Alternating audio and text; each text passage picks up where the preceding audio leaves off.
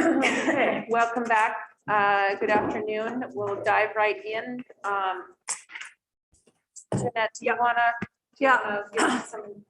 So what I'm going to say is that David and Chris will kind of walk us through this, but we're not, much of it we've already gone through before. And what we should be focusing on is what isn't in the report that should be, what is in the report that maybe shouldn't be.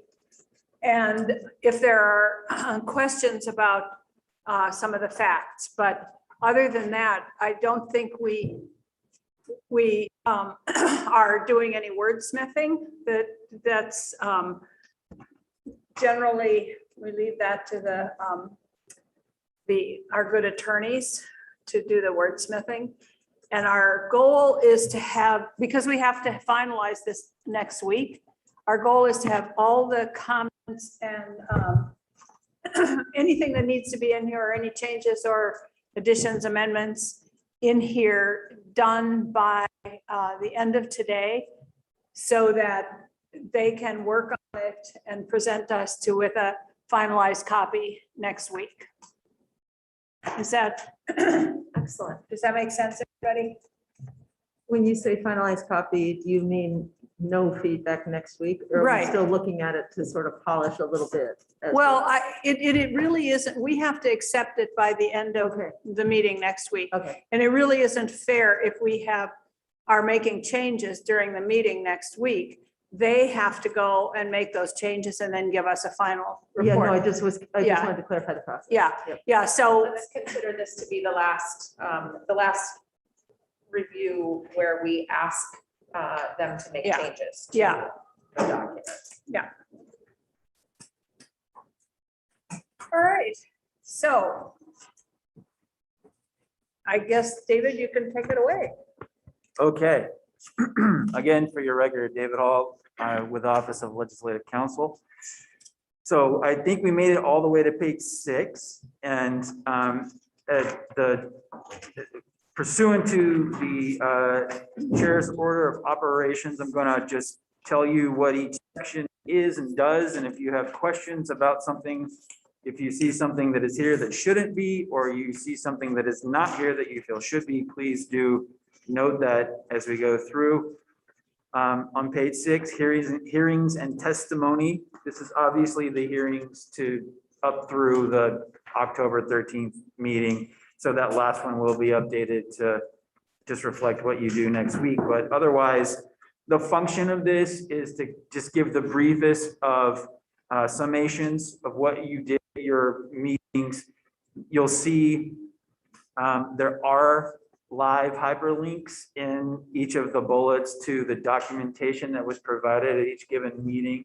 So if you access this online, hopefully, ideally, these links will take you directly to your webpage, and you can access these documents, relive the glory of Chris Rue presentations and Treasurer Pierce presentations. They're not meant to be obviously a verbatim recapitulation of meetings, but rather just a bullet point summary of what you heard at each of those. So that would advance us to page 10. First, does anybody have any? Yes. I just had one quick thing back on pages 5 and 6. You were sort of describing like the task of the task force, but there were 3 sections I saw that were things where we took action, and I just thought it might be helpful to highlight those in either italics or bold or something. One is on page 5, consistent with its legislative mandate, the task force hereby submits this interim progress report. And then 2 on the next page, the third and fourth little things, through agreement with the state treasurer and then following a competitive request. It just seemed a little different than the rest of the text, because the rest of the text was sort of, this is what we were supposed to do. And those were, here's what we've done to address those. So to me, it seemed like noting that differential would be helpful. Somebody reading through it. Eric? Yeah, one comment first. I'm working off the online version, and I did really appreciate the hyperlinks. Very, very, very useful to kind of pull all the information together. it sounded like we were going to go ahead to page 10. So I just wanted to note a technical correction on the bottom of page 9 for September 9th. The second bullet point, testimony from Dan Noon. It should be Dan Doonan. Dan Noonan. Good. Thank you for catching that. No problem. And then you'll add in today's, I'm assuming, for October 5th. Great, thanks. So mine is back on page 3.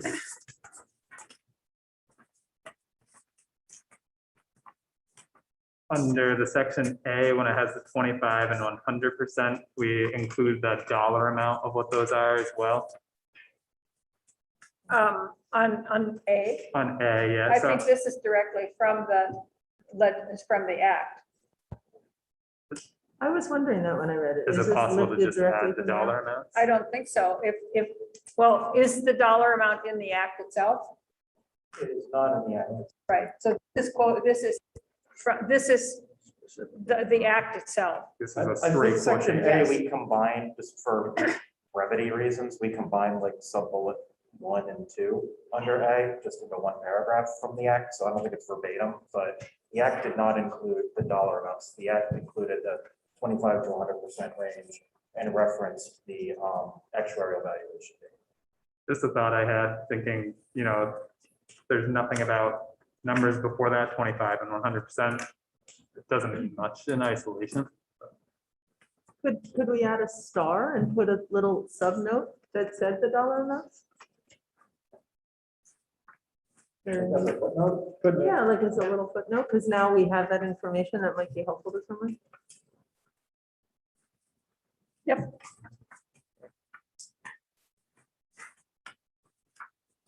Eric, do you have another question or suggestion?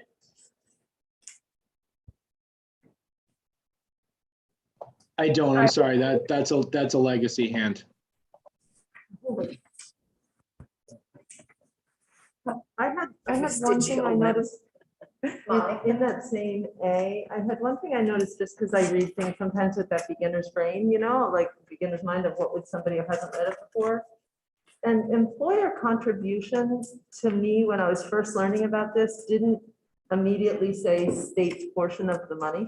Is that, I don't remember, I didn't check if it's in the glossary, but I just wonder about that for somebody reading it who may not have been immersed in it like we have now. Are you? In part A, just, it's the first time that employer contribution is referred to. I just wonder if people would necessarily think, oh, that must be the money the state pays. Well, I think the whole term there is actuarially determined employer contribution, Yeah, right? Which I hope, which I that hope is is, on, that's on the is glossary. defined in the glossary. Yeah.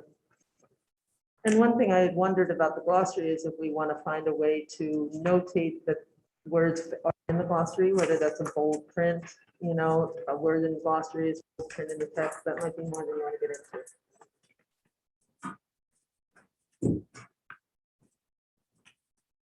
I think we'd be both printing a ton of So stuff much, here. I And know. I think that we have to assume that some responsibility of the reader, if they don't know if they're reading this and they don't know what an employer contribution is, that they go back and see if it's here, or if they don't know what an actuary is, they go back and look and see what it is here. I don't think we can. But wouldn't it be possible to just maybe in parentheses after actuarially determined employer contributions, we write ADEC so that people know what we're talking, like, I don't think that that's always understood, that those 4 words put together means the ADEC. I guess we can do Yeah. that. Yeah. Eric? Yes, I do have another comment now. Under September 22nd, so this would be our last meeting previous to today. The bullet point says testimony from Beth Pierce, treasurer, and links to memorandum concerning teacher pension underfunding and memorandum concerning OPEB background information. I'm not sure the testimony, I think the testimony on that date was limited to teacher pension underfunding. And the OPEB memo came after that date, and I'm not sure it has been a subject of task force discussion yet. I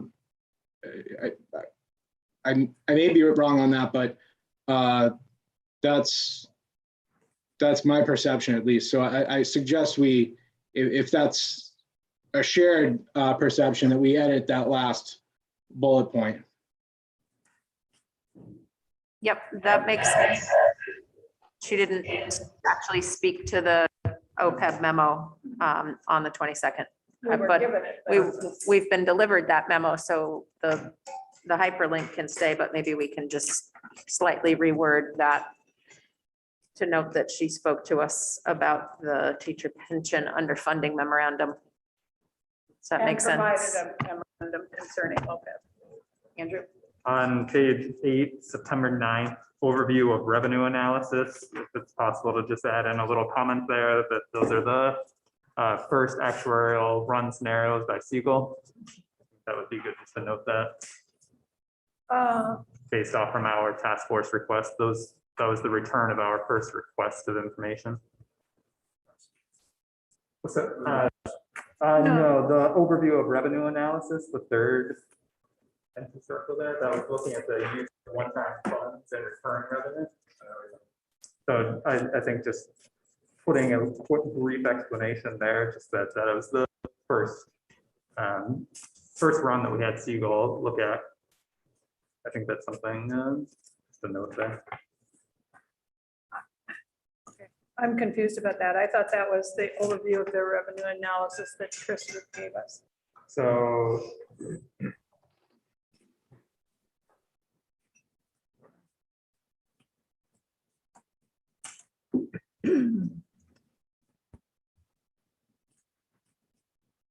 Chris, is this resonating with Yeah, I you? think the too? third bullet point that you're referring to is my presentation that summarized the actual analysis that's in the second sub bullet. Like, there may be a way to consolidate these. That's So, correct. Yeah. The link there is to your presentation. yeah, Okay. So a slightly more robust description of what that hyperlink is. Okay. Anything else missing or less than clear on the meeting summaries through page 9? I would wonder on page 6, just above where it talks about all the different hearings and testimony, where it says all hearings were open to the public and made available online. I'm not sure that we could say that last time we met was available online. And I wonder if there's a more gentler way to say that or forgiving way to say that towards our committee. Because what we heard from our members was that it was not available 2 weeks ago. The small groups weren't, but the rest of the meeting was. Right. We were out of power for part of that time as well, but yes, the small groups was a issue, was the big What issue. the- Full small task group. force meetings are all available online, but those were subcommittee groups. Yeah. Yeah. Maybe we can find a way to I think full denote task that force. task force meetings are all, task force hearings are all open to the public and available.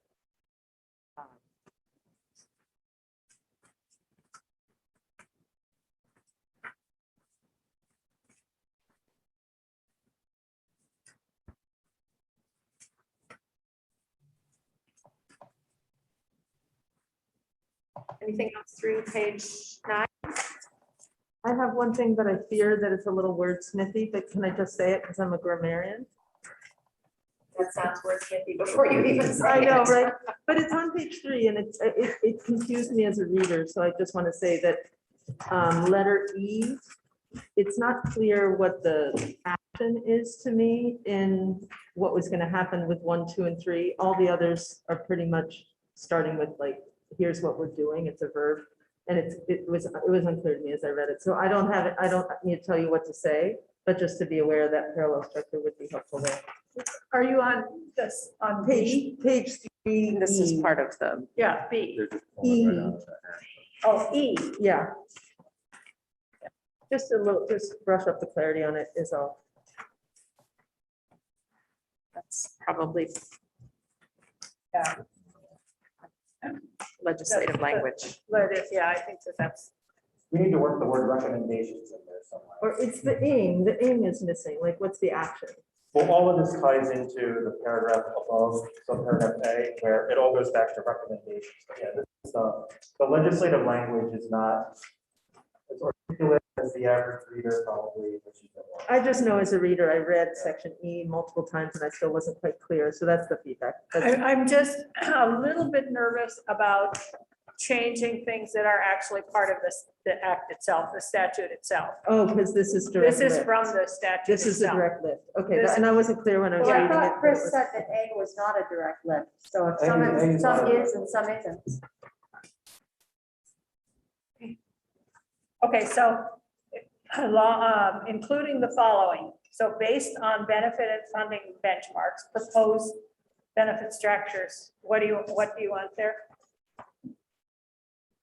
I just don't understand what the action is, because everything else says we're developing and evaluating, the 5-year review is a little odd, but reviewing essentially, identifying, assessing. Examining. What are we doing in E 1, 2, 3? We are proposing one little Romanet 1, 2, 3, 4, based on the benefit and funding benchmarks.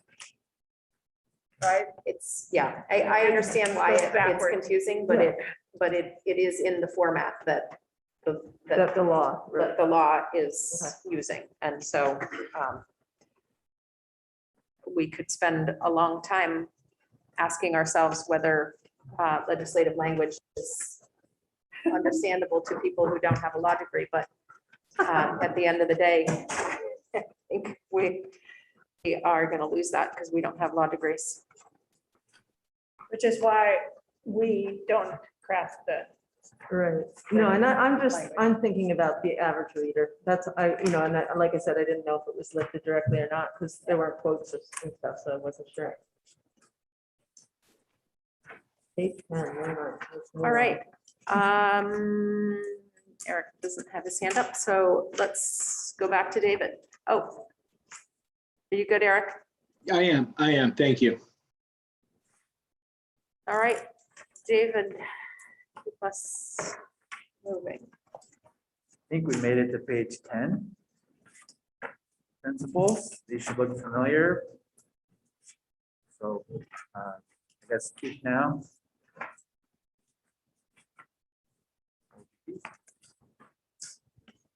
Okay. Page 11. Chris's next act is to work for Merriam-Webster's financial division. He pulled all of this together. I think it's very good. If you see things that you would like to add or change, read now. I do want to thank Molly for the suggestion of adding the glossary and some key terms that are worth answering. What I attempted to do here when prepping this is make plain English definitions so people can try to get their head around what these terms mean.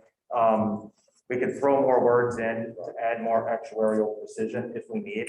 But if there are things in here that seem confusing or still unclear, or if there's other terms that you think should be added in here, please let me know and we're happy to do that. I only saw one today, which was ARC. ARC was referred to in this document. In which document? In this, it's in one of the historical pieces. Right, Yeah. because the ADEC used to be called the. Right, IR. exactly. So I thought if that was in the glossary or if We under. can add it to the ADAC. Yeah, just Yeah. add it there. Yeah, it's in that's a good couple of idea. Various places. Yeah. And again, beginners might, people that haven't been swimming in these waters. I just found that having a glossary in the middle of this document was a little odd. Usually you put a glossary in an appendix. So, I mean, it just sort of, you're in a narrative and then all of a sudden, bam, you're in a glossary. I just thought that was odd.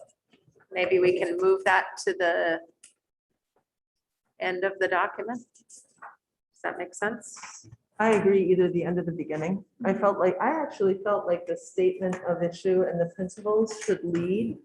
And glossary could be with those or could be at the back, like John suggested is customary. Just because I thought that the background we go in the background and it tells me like the overview is related to the background. And that the others were guiding the work. But Well, I think that the overview, the statute and the task force members and that kind of stuff have to be at the beginning. Because you need to have why this is here in the first place, and that's what the overview is. I think that needs to be at the beginning. Then the principles were established after the task force was set up. And the principles could be before the time period. But I do think that the charge has to be the first thing in there, so people know what the task force was and why it was set up. I think maybe the why is the statement of the issue, not the statute. Like, I feel like people reading this report are much more interested in the guiding principles and the statement of issue than they are in whatever the law says. And that part could come later.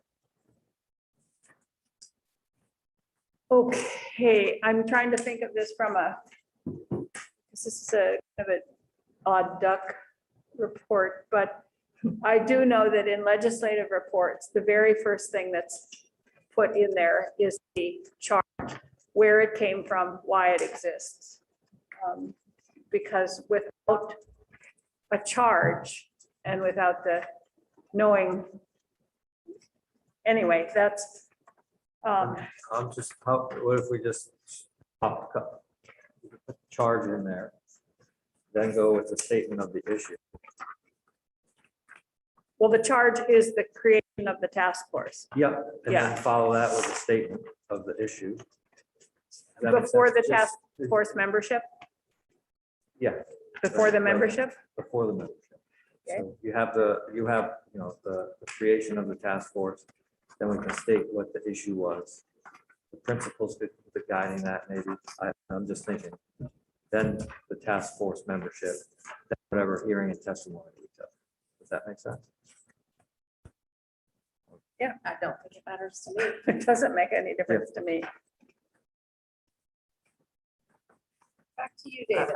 I'm not sure where you've landed on the organization. Can you say that again?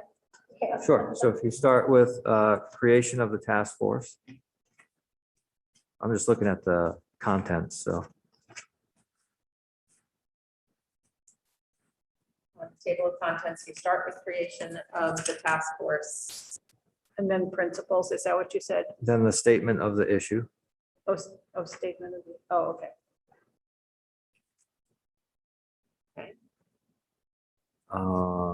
And again, this is just me talking out loud, maybe followed by the principles, and then we can talk about the membership. And then the hearings and the testimony that we took through that. I don't know if that makes more sense to people, flowing more wise. But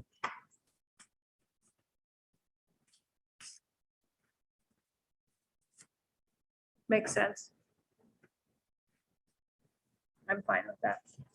Mike? Before you move on, just on the page, might want to put a little context that like this task force came together, crafted these principles. It just says like, it's almost as if they were like directed to us that we should balance these things, so that we were the ones that sort of discussed and came up with these principles. Yep, that's a good idea. We didn't take them off the Hallmark card. Yeah, and then legislative directed. Right. which is yours. Yeah. Yep. Okay, so it looks like we have creation of the task force, then statement of the issue, then principles, then the task force membership, and then hearings and testimony. Okay, great. And then the glossary, put it on the end in an appendix, or just at the end anyway, it doesn't have to be an appendix. Is that, okay. Got it.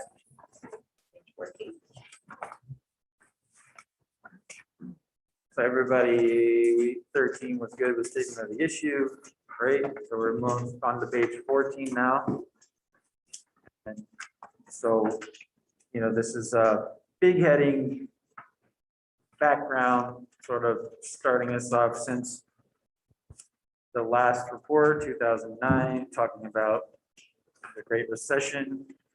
And from there, we go on, I'm talking big picture here. Then we talk about what has happened since the 2009 commission on page 16. We'll strike that bracket highlight there. And that carries us over to 18 to the scope, and the scope of the problem. Can we go back and make sure that we're okay with? Yeah, I'm not closing those out. I'm just trying to give you sort of Okay. a bigger picture sense of Great. how this all works as background. Okay, great. So the scope is a lot of the work you already done. I think Chris has added some more charts and needs to, he said, make some of these charts more readable, but otherwise, I think this is largely the scope of the issue, sort of background that you've already been through. And then there's two last pieces that are part of the background, which are the causes of the unsustainable growth and liabilities, and then a discussion of OPEB. So with that, I'll go back to page 14 and let's entertain any comments on pages 14 and 15. Okay, sorry, me again. Did you want to go? And this isn't, I don't think of this as me questioning this, but I'm thinking of people reading this and the constituents that I'm representing, the teachers. In the spring, a lot of people were really concerned about how investments were made. And I know that's not in our purview and whatever, but I do think it might be helpful to address something in there about, the fact that there were members, representative members on the investment board, and that's not what we're looking at here. Does that make sense? Because I think that question will be asked and will be critiqued for that if we don't address that question, because it was such a big firing point for people. Where do you think that fits in the flow? Do you have a sense? I had written it as a bullet above the 3 bullets, but I don't remember if that's where it came up for me. I don't know if that is the right place for it. So Chris and David, I think you're right that it's important that we point this out, because for people who are tuning into this, it is the lack of clarity on this part of the pension system is probably a critical one that we don't want to omit. But Chris, can you think of where it makes sense, and can you help? So I attempted to address this point, because I agree, it's a really good point, starting on page 27. Because this section, the section we were just on, this background section, is really about the impact of the recession and what teed up the last big commission in 2009. Okay. Then when you fast forward a little bit, beginning on page 18 is really when we start taking a look at the cumulative, all right, what has happened since 2009? And what have been the various factors since the start of the current amortization period that led us to where we are today? So I did try on the bottom of page 25, I started talking about the Great Recession. And that continues on the bottom of page 27 to page 28 about the impact of the on PDA. Can I make a suggestion then? Perhaps on page 14, where it says background, underneath you might have a subtitle there that says pre-2009, so that people see that this is the background leading up there, and then the next is what's happened since then. Does that make any sense? So it isn't the background for the whole, everything. It's background leading up to 2009, and then we go to the next page where it says what's happened since 2009. I don't know if that makes any So sense. scope of the, sort of like pre-2009 is the heading that says background, and post-2009 is scope of the problem. Is that kind of how you're thinking those things? Yeah, I was just gonna put pre-2009 on there, but that's, I had the same thought that that probably should have its own, these two pages should have their own subtitle. And I had actually thought legacy of the Great Recession, because that's really what this is talking about. But I'm open to, I don't care that's what, fine. I don't care what you call it. I do agree that it should have a subtitle. You mean, when you say 2 pages, you mean 14 or 15? Yes, I do.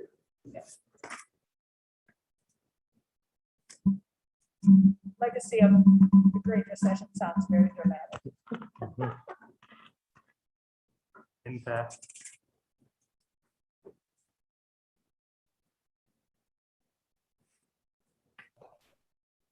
Okay, yeah.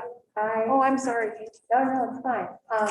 I would like to back up to page 13 and suggest that we change the phrase will most likely to may in the last sentence.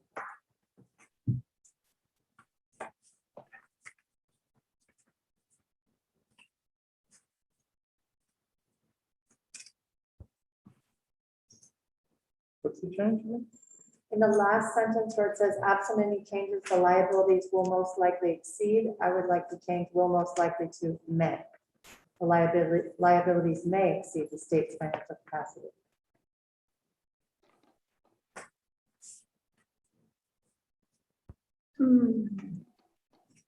I think it's very difficult to say whether it will or will not, and when you quantify it with will most likely, I don't think that we don't have a crystal ball to know what the future is going to bring. We didn't know that we were going to get a 24 or whatever it was % return this past year. We don't know what the future will bring. I think depending on who you ask, there are already people who think that the liabilities currently exceed our capacities to support the system and to continue to provide critical public services. So, Right, but when you say depending on who you ask, that means that other people may be reading this and think that that's not necessary. Like, I just think if you put in the word may instead of will most likely, you're leaving it to one way or the other rather than pushing people in one direction over the other. I'm not really sure what that's called in language because I teach math, but I agree that may would certainly be softer. I think I disagree that it is a may, that it is a most likely. That, and so I'm not sure how we resolve that, because I think that we've heard that if we don't do it, it will exceed our capacity to support both the systems and other public. And I think we've heard that from a number of sources. And we did have that in there before, and we did have that liabilities will exceed the states. And we changed that at our when we went over this before to most likely, so that it softened it even a little bit more. Yeah, this is language we've already been over. The thing I want to bring up the point, because I have heard that a couple of times, it's things that we have looked at, and I think it's great to get another chance to go through it, just to look at it. I think just because we've seen it before doesn't mean that it's not worth spending the time looking at. Yeah, that's okay, but we need to make a decision. Yep, I agree. Commissioner, I have a lawyerly recommendation, maybe, that, see if Kate and everybody is sort of thinks it's the in between this language and may, but absent any changes, the liabilities could very well exceed the state's financial capacity. Could very well.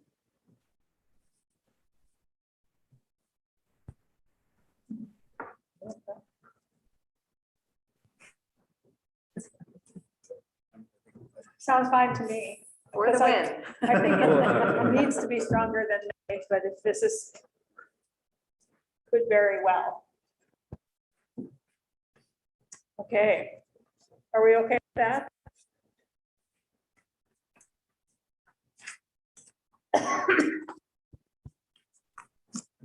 Okay, I think we are now up to page 18. Am I right there? Yeah. Oh, I actually had some back on, it's on 15, where, when I was reading the third to last bullet, my little OPEB thing went up, you know, my flag about, wait a second, there were also those went to pay for the OPEB. And then you said in the last bullet, so it made me wonder if that last bullet could go up as the second to last bullet, right under the one where you were talking about funding. Before the multi-million-dollar. Yeah, 'cause one, those just switch those two. Yeah, because those two just related, these. Molly, where are you? I'm on page 15, and I'm suggesting that the last bullet become the second to last, switch places with the second to last bullet. Just because I think it connects to the third to last bullet. Sounds fine.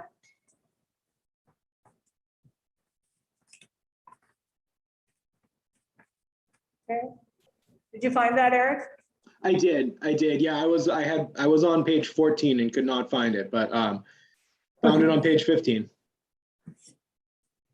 It always is helpful to be on the right page. Okay. Now are we on page 18? Andrew? On 16, it says insert post 2009 history here. Deleting that. Yeah, he said that.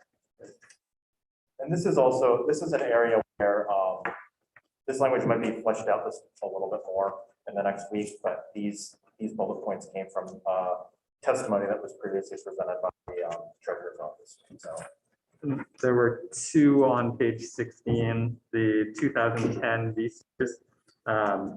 It talks about the changes, if it was possible to provide a little bit more details on the changes, lengthen normal retirement age from X to whatever it was, and then increased contributions, if we could just have that detail in there. And then also on the 2014 Vsters, the one that says additional contribution increases for new and non-vested members, if we could detail what those were. And then on the bullet point below that, I had a word question. It says statute change permitting teacher pension costs to be charged to federal grants effective for FY 2016. Increasing, is that supposed to be creating? No, it's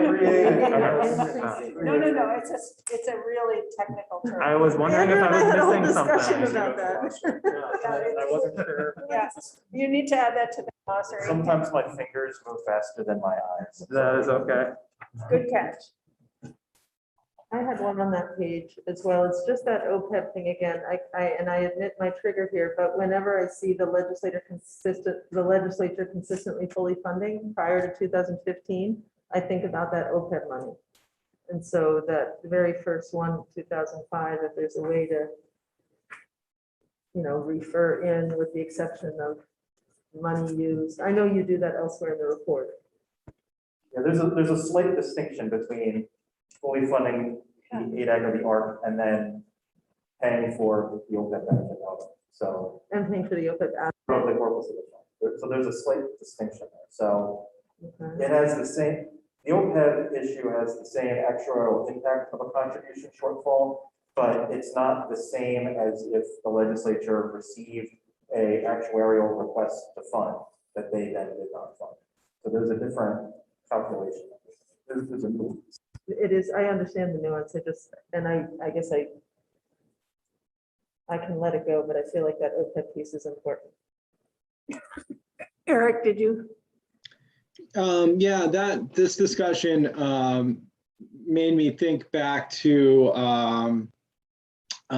some of Nazra's testimony. And I think since 2007, the legislature has done a fantastic job, you know, funding the systems, but there was a discrepancy there in which they pointed out some years in which full funding may not have been delivered, and they followed up that testimony with specific details. I don't have that memo in front of me right now, but I'm wondering if we might want to take a look at that information and take a look at this bullet point and potentially revise if needed. I guess I'm flagging this for some additional analysis.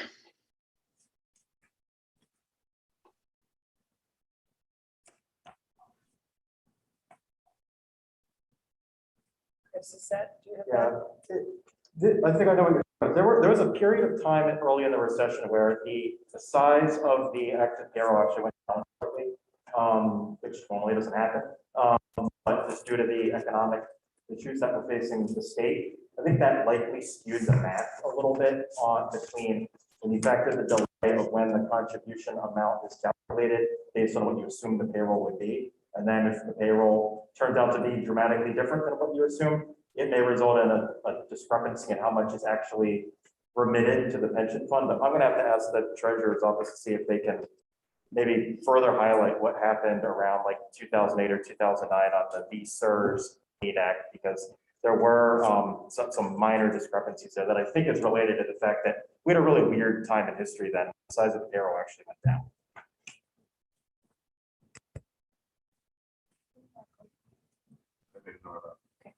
Thank you. Yeah, On page 17, the second bullet point, increased employee contributions will result in 1.2 million. Can you, I was trying to figure out what that was referencing, and I could not pinpoint that.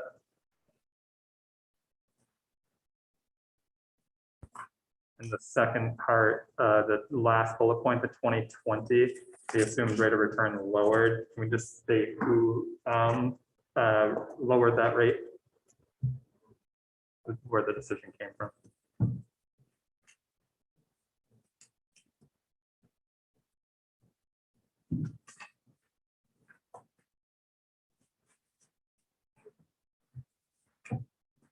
So I wondered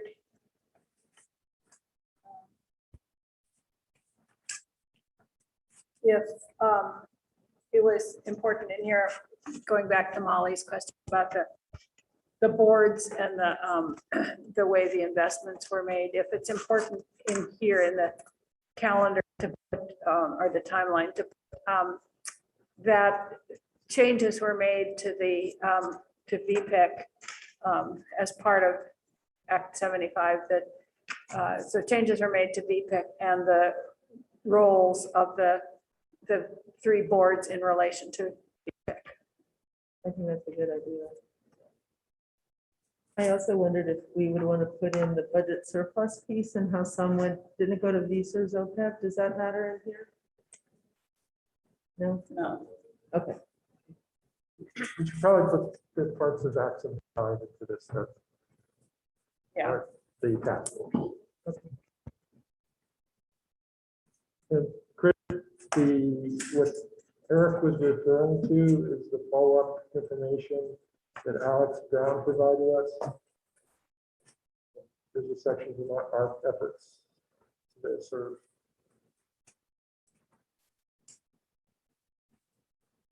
Yeah, I'm familiar with the section. I wasn't here back then, so I'm not sure what was the cause of the discrepancy. I also know that it was short-lived and it was made up for in future payments that have exceeded the amount.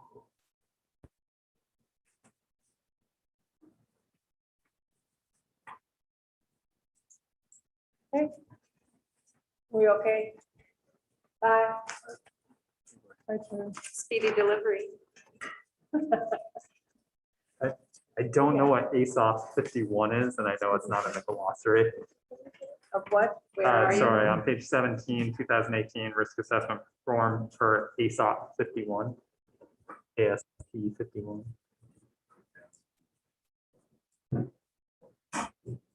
What was it? Government is highly standard. Yeah. So, and just throw that into the glossary. Or if it only pops up one, just maybe a. We're just gonna make it plain English. Yeah. Okay. Thank you. Okay.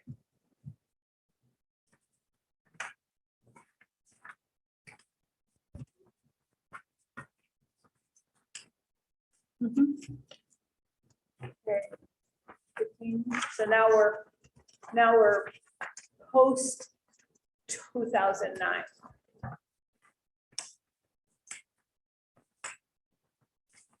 I also know that some of these charts are not the easiest to read in hard copy. I was saving toward the end reformatting just for consistency and clarity because that stuff tends to take a lot of time in Excel, like overriding all the default settings. So I wanted to give a flavor of the data that was envisioned to go in here to see if it makes sense or if there's things that are missing, but we'll obviously make these charts not only easier to read and probably take up more page space in the process, but we'll use a uniform font and I will label them things like table 1, table 2, chart 1, chart 2 to tie the text into the chart. So that's the kind of stuff that is good to save till the very end when we're doing final edits. But I just want to make sure you all were aware that that was sort of the thought process. Thank you, Thank Mark. you. Appreciate that. Even my eyes cannot see. These charts are- Try not to let that hurt too much. All right, Andrew? On page 18, I know we're not trying to wordsmith, but where it says an often excessively funded, I would rather if we had a fact in there and often funded beyond 100%. And also I like the bold use that starts to pop up down here, which I know we talked about a little bit earlier, but that caught my attention and was a good clue for, hey, this is something that's in the glossary. Just as a learning technique, I think that's super helpful.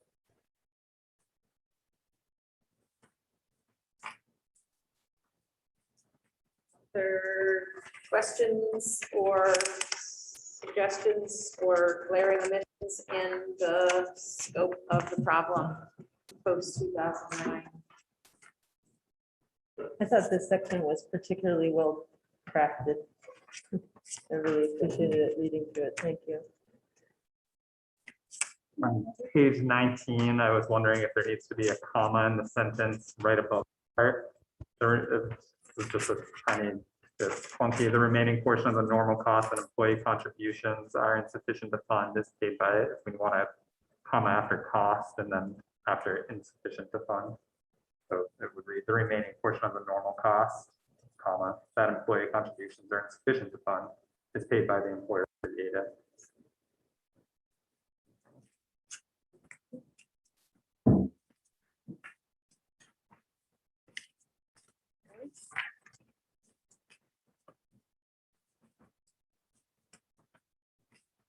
May also make, I know this is going beyond wordsmithing to punctuation smithing, but we may want to put that employee contributions are insufficient fund in parentheses.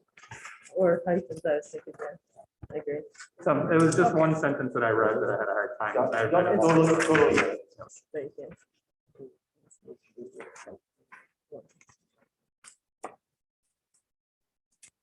Okay, are we on? I see page 24 is purposely left blank. Chris, can I just ask you on, I mean, sorry, 18? Just the last, the employer pension cost comprised of 2 components, the contribution to fully, did you mean fully fund the normal course or fully funding? Just, It could be fully funded.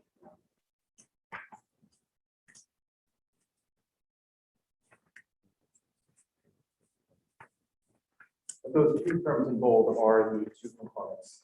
Right. yep. Eric? Thank you. I'm sorry, I think this was just, I think we were discussing this. I have a proposal. I was trying to let the word, think through the language a little bit. But that last sentence on page 19 above the graph, I would suggest it reads, the remaining portion of the normal cost is paid by the employer through the ADEC. The insufficiency of employee contributions strikes me as a little odd in terms of language. You know, the normal cost is generally shared by employees and the employer. I think that language would be simpler.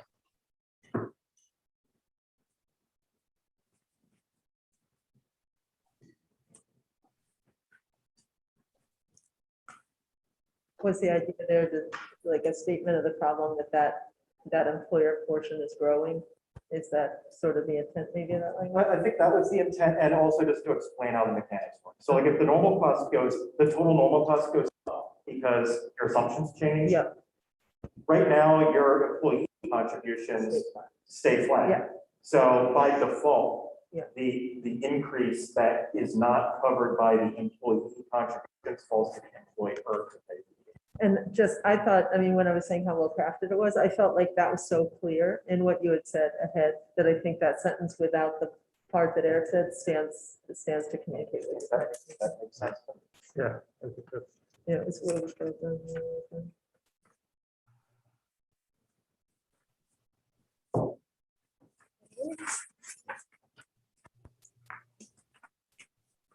Where are we, Eric? Oh, Oh, where did we land on that edit? think to take out the Okay. section suggested. Okay, excellent. Thank you.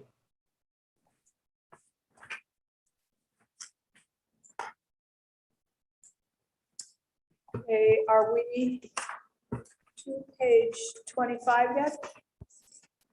Anybody have anything before that?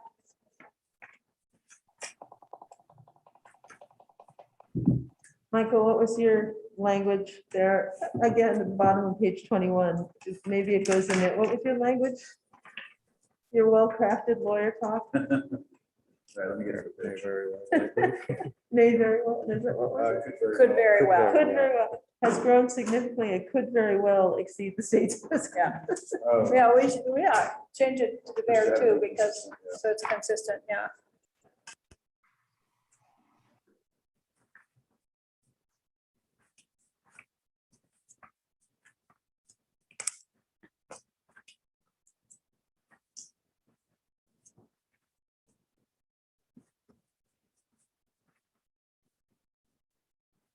Okay, should we move on?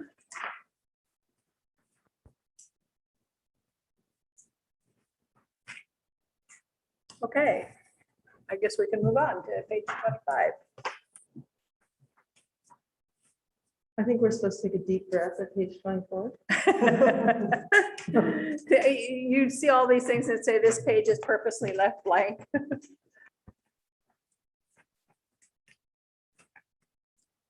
It's needed for what's coming.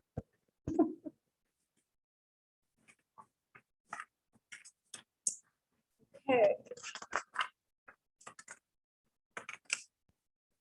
Anybody have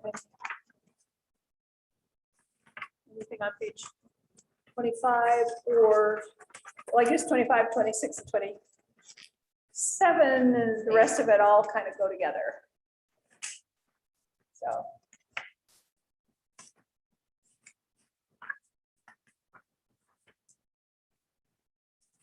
I did have one suggestion on page 27.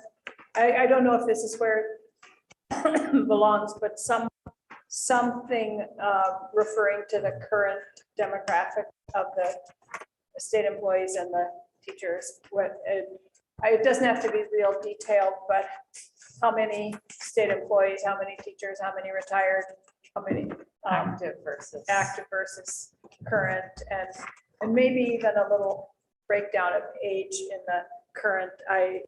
It doesn't have to be very detailed, but I think something there would be helpful. Yeah, what we could probably do is put a rather straightforward chart together and show what things have, what's happened from, pick a year, FY09, I'd like to use, because that's the beginning of the amortization period. And we can pull all that data together in a quick chart. That's all in the annual valuations, and it's in my master spreadsheet, so. it Okay. shouldn't be a problem. Are you envisioning that like on page 27? You mean? I didn't know exactly where it should go, but I just saw that 27 says demographics, but I leave it up to smarter minds to figure out where it should go. Yeah. On 25, there use unsustainable in the title. I'm wondering if it could just be causes of growth in liabilities. And then also right underneath that, the pension liabilities again starts with unsustainable. So I can just read as annual increases or growing annual increases.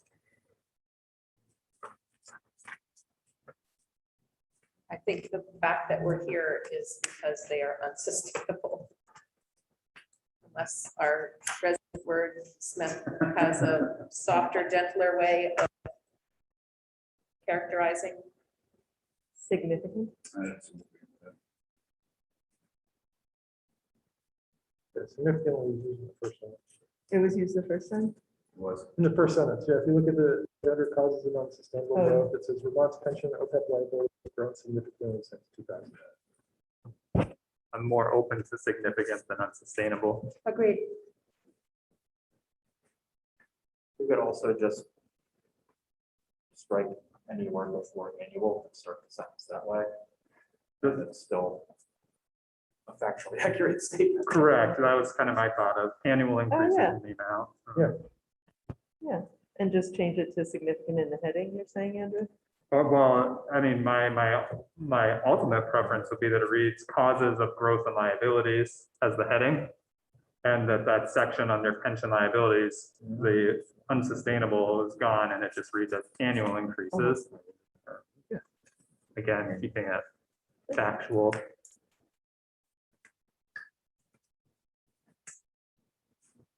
It is interesting. There is I think a difference of perception here about what, because unless we make significant changes, it is unsustainable. I mean, we cannot continue the way we're going right now and sustain it. So it is unsustainable. It's, I mean, we can soften the words, but I think that unless there's a disagreement about that, but I think that that's pretty clearly been demonstrated to us that unless we make some significant changes, we do have unsustainable growth. The state simply cannot sustain that and providing other public services. And I hear that piece. Is the worry on your end the idea of not having changes or the idea of the unsustainable piece? Well, they go together. I mean, if we don't make significant changes, it is unsustainable. The growth is unsustainable.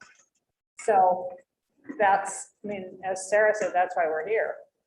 So if we didn't, if the growth was not unsustainable, we wouldn't be here spending every week together. We wouldn't need to. And I'll go back to, I'm more open to John's suggestion of significant than unsustainable. Agreed. I mean, also, if we take out the word, unsustainable, it's not negating that their beliefs that Yeah. it's unsustainable, it's just. And then we do have a issue statement that says absent changes and liabilities could, or no, I mean, that's kind of. Yeah. They're very connected.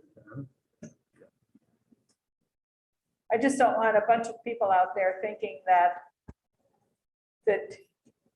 it isn't unsustainable without changes. And sometimes using hammer words drives home a point better than, but I'm fine using significant. I just think we need to constantly be making sure that everybody out there understands. I agree. And I think word choice is very important with these things as we go through it, because there are words that also are trigger words for all of us that we have as we're going through things. Word use leads people towards different ideas and thoughts. And I know we're not trying to wordsmith too much, but I do think there are pieces that we just need to consider as we're Jeanette. educating people. Jeanette, if we say causes of growing liabilities, does that make it sound? No, I think significant is fine. Oh, or did we significant back in? Yeah, Okay, yeah, Ultimately, I can Yeah. live with significant if we cannot come to agreement on eliminating it entirely. Well, I Mary? thought we were gonna change the type Yeah. to significant, and we we're Right. gonna take out the word unsustainable in that one particular sentence. Yes, Okay. And just start with annual increases. yes. I think that was the decision. That sounds like a great compromising decision. I think that was the decision. Eric? My comments were essentially made. I'm taking my hand down. I think we're come to consensus on that.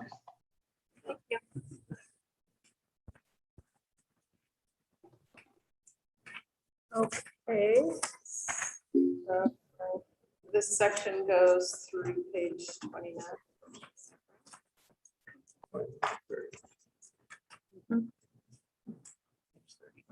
Jeanette, where were you going to get the demographic piece in?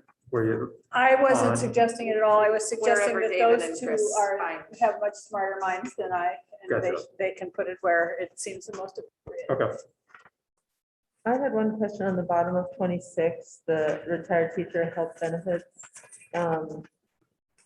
Wasn't there a really recent letter from Beth Pierce about that?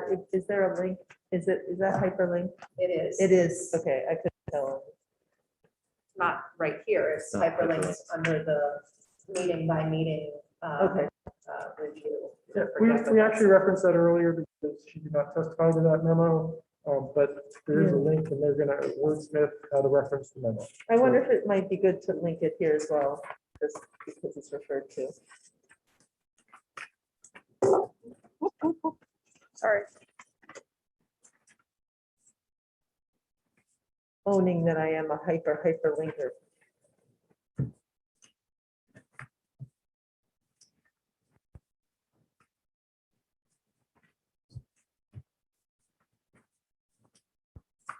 Yeah, I guess we can. I don't think we've done hyperlinks to anything else in this section. But I We could think, also, we could add a footnote too. yeah, Yeah, it's fine. You have a footnote for the Nazareth. Yeah, maybe keep it consistent, yeah. Yeah, you'll also probably see a couple more footnotes added in here by the time we get to the end. I mean, I know where all the data comes from. They're all in publicly available documents, but as we get to the end and clean everything up, we always want to make sure the references are where they're supposed to be. thank you. Thanks.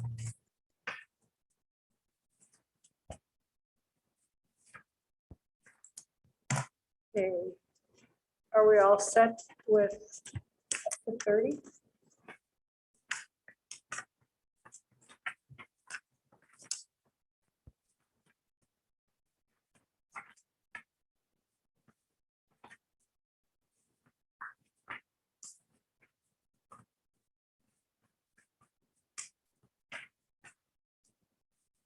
Were there any comments, questions, concerns on 33, 31, that says? Can't even read those.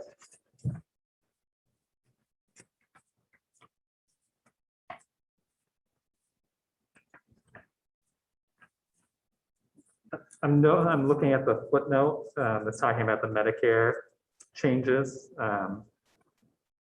Does that reference, Michael, what you've been telling us? On 31 at the bottom, or is that different? I think that's when it's 65 to 60. Okay.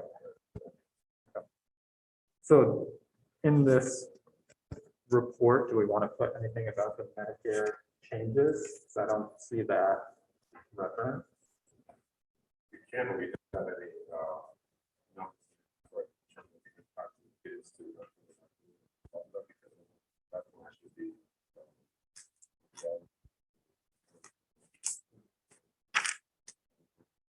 Can you speak up? Because I can't hear you. And Just, sorry. I'm sure Eric is having trouble as well. Those changes go into effect starting this January, which will not be reflected in the valuation that's going to be presented at the end of this month. So I don't know what the committee's pleasure is with respect to future changes that we know are going to happen, but they haven't happened yet. Also, if I could just add I think there's a slight distinction between what's referenced here and what Mr. Clausen. He's mentioning a change of the coverage that the state is facilitating for retirees. This change to Medicare policy, which has not happened yet, could be something like the federal government extending eligibility down to age 60 or doing other things that would save costs in other ways. Right, and that was my first clarification point of were those two connecting thoughts, which did I get there? They're separate. But recognizing that we had talked about the changes Yep. coming, and then I haven't seen it there wasn't a kind of piece dedicated to it. I'm sure if you want to add that in or not. My thought would be that we don't put that in here, but if we are more definite, we could put it in the final report. That makes sense. We don't want to get people exercised about something that Right. Yep. we aren't sure. That's good.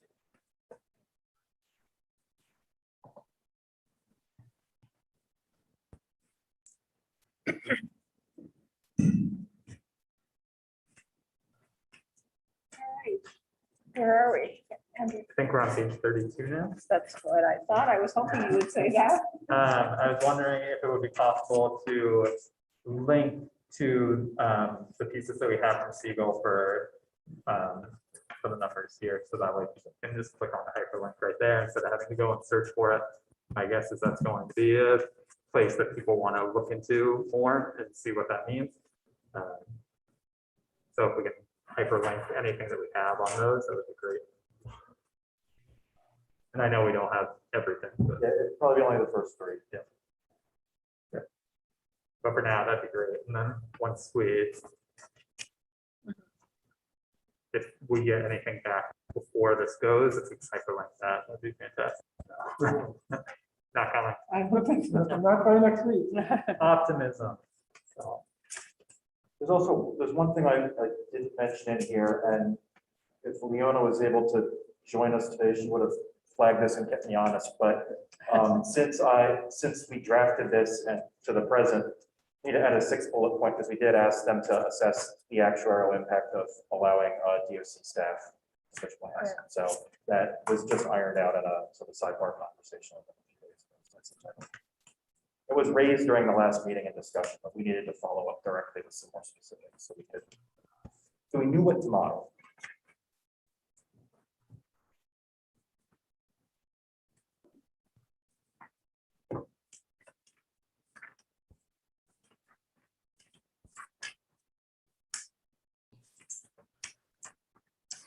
Okay, we're two more blank pages here.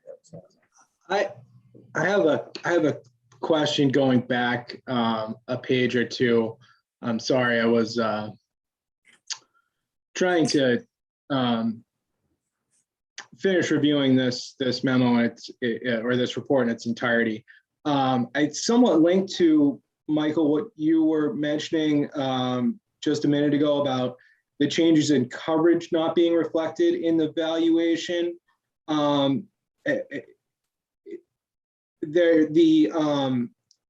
additional money to state employees OPEB, will that be reflected in the latest valuation or not yet? It's just a question more than a comment on the actual report. Let me address your first question. First, I want to clarify, I think Chris used the word coverage. We're not making, for the retired teachers, we're not making changes to the coverage of the insurance that's provided. We're moving to a Medicare Advantage. I guess you could say that may be coverage, but the coverage is going to stay the same. We're essentially, Medicare Advantage is going to allow less costly rates for both the state and the retired teachers. The coverage is staying the same. I just want to make sure that's out there. It's the premiums that could be going. The premiums are going to be lowered for both the state and the members. And Eric, can you repeat your second question, please? Yeah, on the bottom of, and apologies on not being precise on the language on that prior portion. The bottom of page 31, it notes that the VSERS OPEB trust received approximately 52 million in one-time funds in fiscal year 21. It's just a general question. Will that be reflected in the upcoming valuation or not recognized yet? I believe it will be. I think they will be discussing that as part of the valuation. Thank you.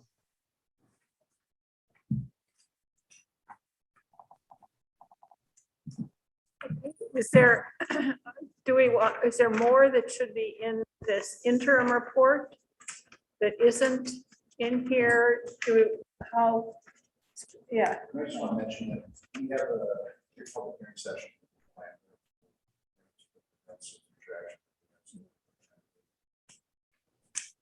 Yeah, we could put a section on here of next steps Yeah, that's what I was and, gonna do.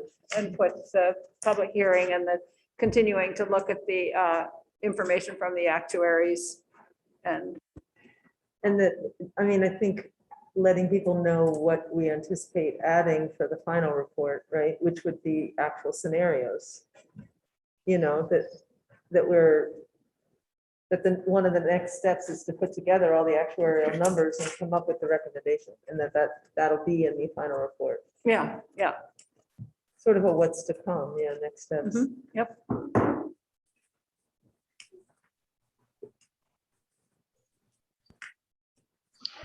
Anything else that should be in here that should, Well, just the heading legal issues and analysis. The 2009 commission report was the legal opinion that we received from Ice Miller was in the appendix. And I do think that should be a separate document because it is coming from a third party. So I would just take out the section. And just to update people on that, we do have a preliminary legal opinion from Ice Miller. They asked several questions, which I am providing information back to them. And one of their requests was just that Vermont attorneys review the Vermont law sections. And so it will take a little time, especially because Becky Wasserman, who is our pension law expert, is not returning until October 18th, but they're working on that.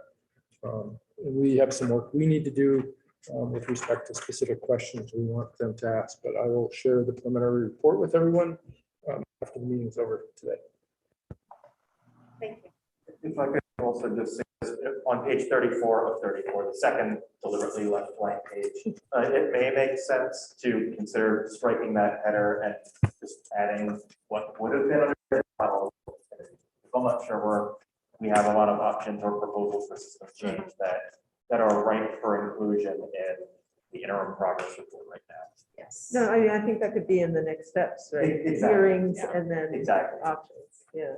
and then I think that we should put that we will continue to meet and that the final report will be, is due to be released on December 2nd.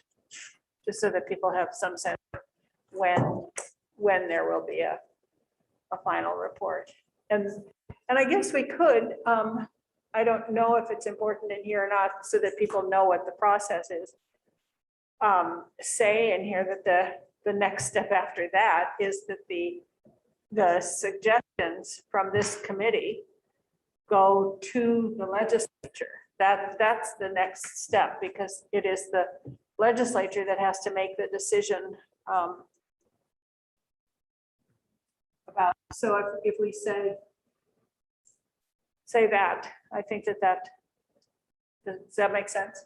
So that people know that whatever comes out of here isn't a done deal. It's still going to be wrangled and hassled and everything by those 180 people.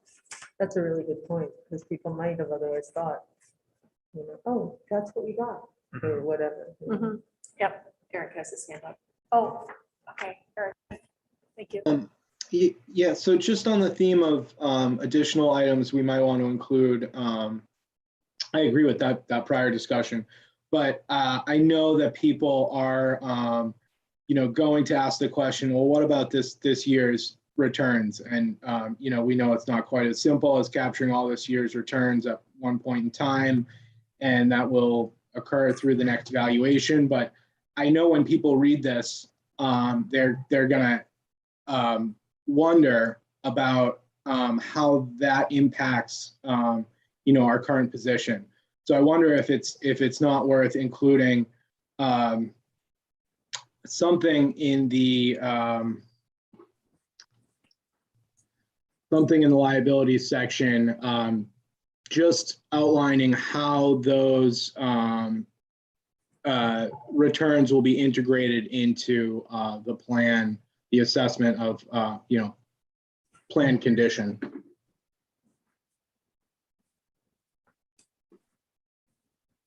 Does it, if I can make a suggestion, does it make sense to reference that in the next section, in the context of what will be in the final report, and basically say that by the time we get the final report, we should have FY21 valuations that we can then work into that context and background, because the investment performance, as we all know, is one of many factors that goes into recalculating the unfunded liability in the ADAC. So putting a pin in the timeline on that, and that hopefully we'll have all that in good shape to make sure that the final report in December is reflective of the latest data. Could be used, could be a path forward. I think that approach makes sense to me.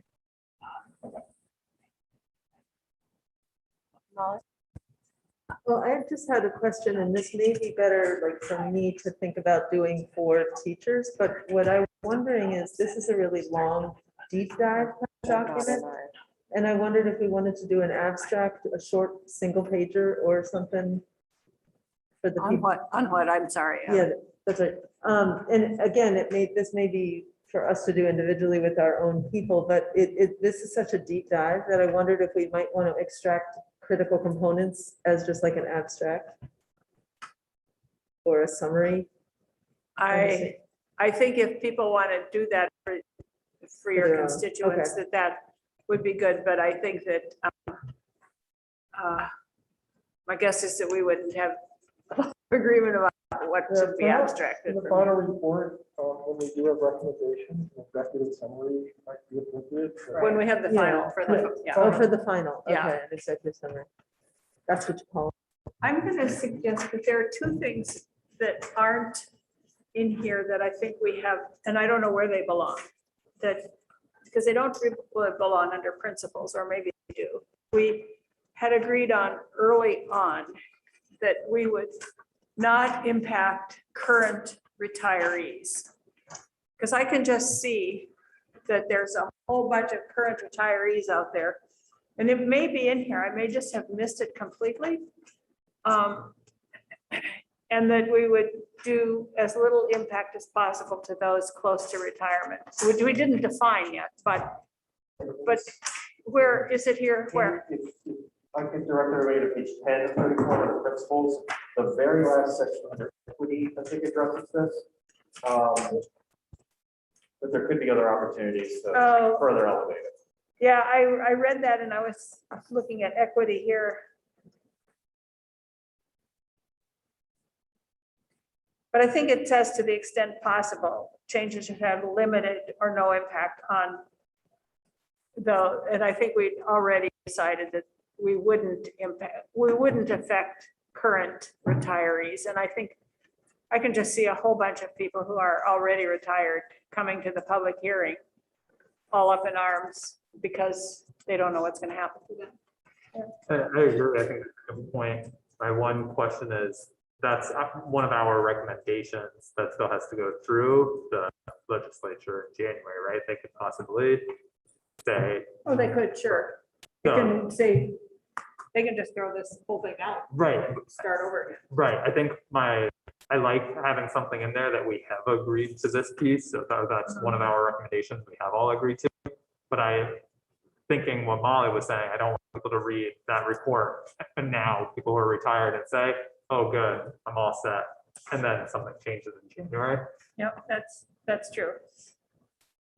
I'm not sure how it might be sufficient just to have it in here in the last bullet. And there may be a way to add up. I believe this was referenced in prior commissions as well.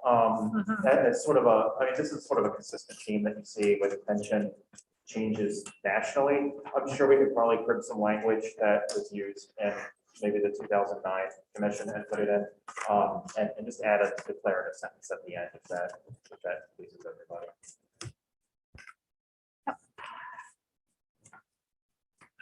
Okay, Andrew.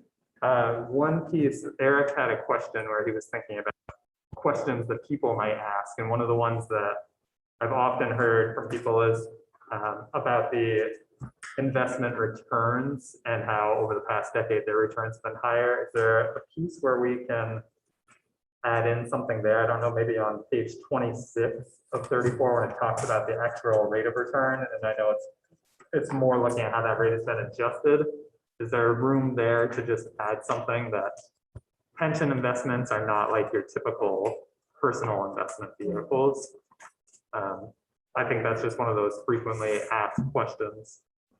We could probably either add some language or add a footnote that just explains at a very high level that, you know, pension funds are institutional investors that have to act differently than, you know, sort of an individual, due to different tolerances for risk and volatility, et cetera, et cetera. I think we could probably work something in there. Yeah.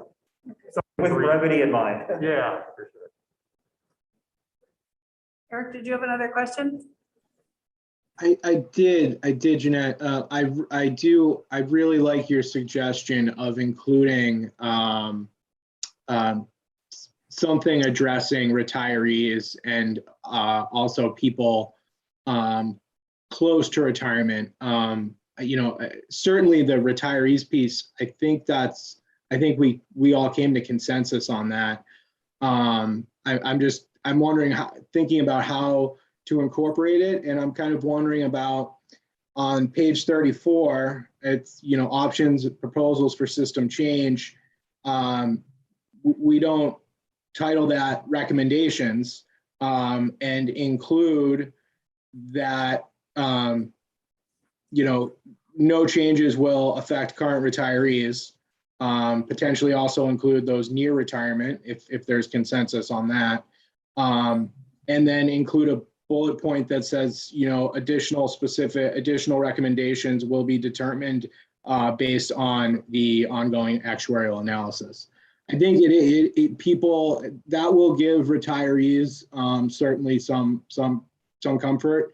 And if we've really coalesced around that, I think we should include it at this point in time.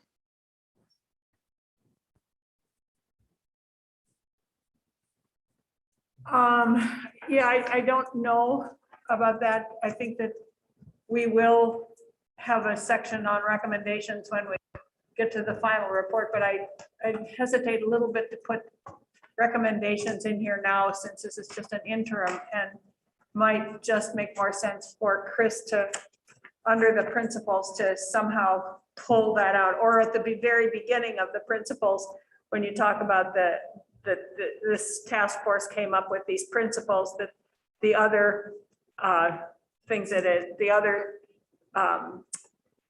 agreements that it had was not to impact current retirees and to have as minimal an impact on those near retirement as possible. I mean, we can move the equity bullet up top. And I did take a look at the 2009 Retirement Commission report. I mean, one of their recommendations is, not impacting people in retirement. So, I mean, I think that should go into the final report. I'm a little uncomfortable putting it in this report. As a recommendation. At this point, because we're at a preliminary stage. Yeah. There's still a lot of work to be done.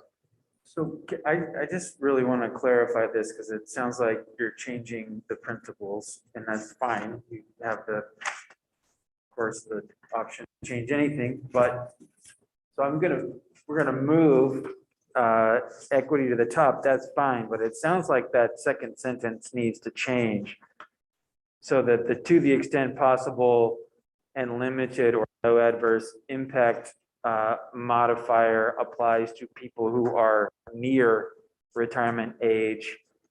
And then you want to separately state unequivocally that one of your principles is should not affect the people who are actually currently already retired. Yeah. Okay. I just want to make sure that everybody is cool with that and that's the direction you want to go. I think does that make sense to everybody to just pull that out from there, that employees who are retired, pull that out and make that a separate bullet point. Or a separate sentence, the equity bullet point. Whichever, yeah, that makes more sense. A separate sentence, I think, makes sense there. Because I guess when I read who are at or near retirement eligibility, that doesn't necessarily mean people who are currently retired. You can be at retirement eligibility, but not retired. Right. So add that, yes, that's a good point. Thank you. Molly? I just sort of flipped back through the whole document and I just had a reflection about it, which is that looking at this document as a whole, it's a really super fleshed out statement of the problems, but we haven't given a whole lot of hope except this steps thing that we're talking about. And I wonder if we should have a state, like if I were reading this fresh, I'd be like, okay, what have they been doing? Like, yeah, there's a problem, but like, what have they been doing? And we've done so much towards solution also, and I don't think that's reflected here. So I'm just observing that. I don't know that I have a solution to it, but I'm a little concerned that we put this out and then everybody feels like they really get what the problem is, but they don't really know what we're doing about it yet. Well, we don't. Except that we've done a lot. I feel like we've done a lot. I know a lot more about possible solutions than I did 3 months ago for sure. And I guess what I'm saying is I'd like to see that reflected if we can come up with a way to do that. Does anybody else feel that way or am I the only one? I mean, in a sense, Molly, I think that's kind of what I'm trying to flesh out with the retirees piece too, in that I hear that, maybe calling it a recommendation at this point might be too strong, but we have a lot of decisions to make, but that is a decision we've already come to consensus on. So I feel like I would like to capture that somehow not just in the principles, but the principles have been reflected through our deliberations and our work includes this, this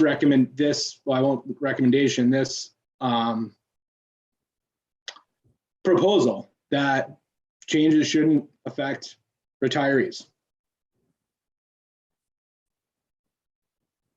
And what I'm thinking of might just be somewhere in either the actuarial issues blurb or the next steps blurb. But something that just says, that with all the information that we've gathered, and it may be that it's a fleshier intro to the actuarial one, as I think it's true. With all the information that we've gathered, we're looking at several possibilities to improve the situation and or solve the problem by 2038, whatever we want, however we want to phrase it. And they've taken the form of these actuarial requests as we start to put together those pieces. Yeah, I was looking at that. I think that the way I would do it is very simply under next steps, put public hearing and then review actuarial responses to provide it to proposed possible options. Yeah. Is that too specific even?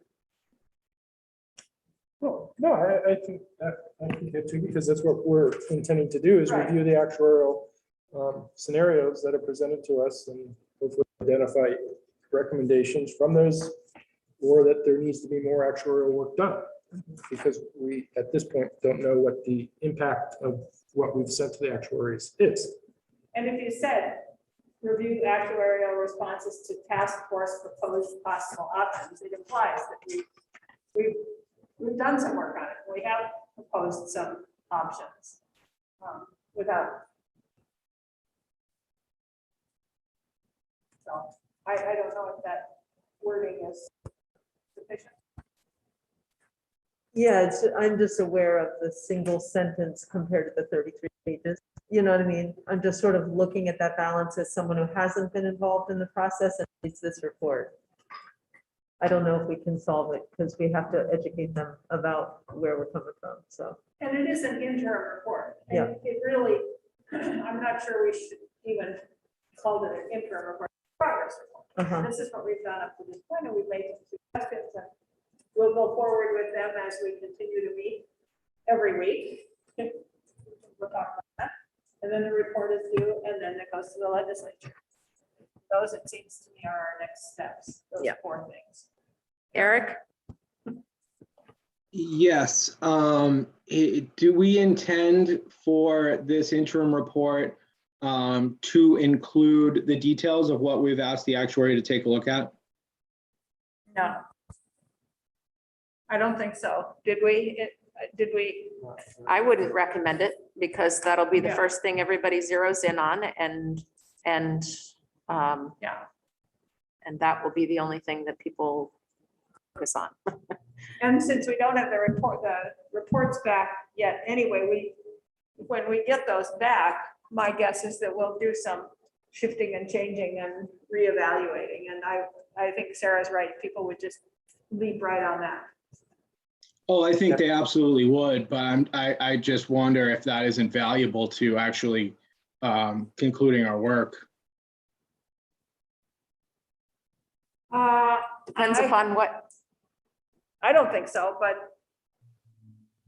I would hope that the 13 people here would be able to evaluate those and, but anyway. Andrew?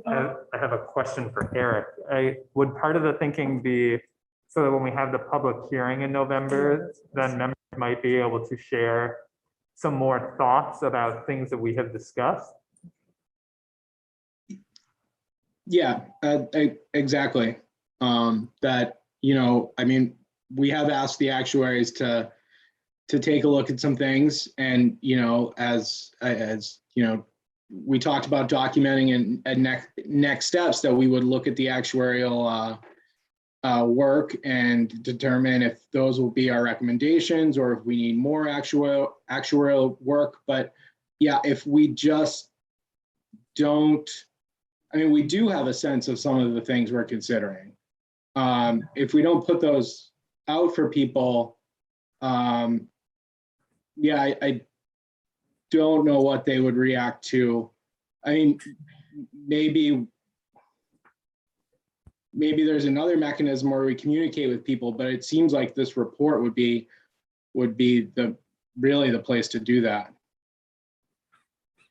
And yeah, I think when I was first thinking about the idea of putting out what we have had the actuaries run, my gut reaction was no. But then as I'm thinking about it more, I started thinking about the public hearing piece. And what we want to hear from the public is how, any possible changes are really going to impact them. So if they have more of a sense of topics that have been discussed or considered, knowing that those aren't necessarily the things we're going to do, that would give them some right to be able to react and speak to those impacts. And you're right, there are some things that we have agreed to, like we have consensus on the idea of not impacting people who are retired. And also we had consensus on the idea that exploring changing the vesting period, we had consensus that that's not an avenue we feel is worthwhile going down. If I could make a suggestion, on page 32, the fourth point does sort of paint in broad brushstrokes the themes of the analysis that we've requested, without getting like too far in the weeds of all the different options and combinations of options that we've asked. Do you think the wording that's currently in bullet point 4 is sufficient to convey sort of at a high level, the topics and areas that folks have expressed interest in exploring? Because we're not going to have we're not going to have responses back in time for October 15th.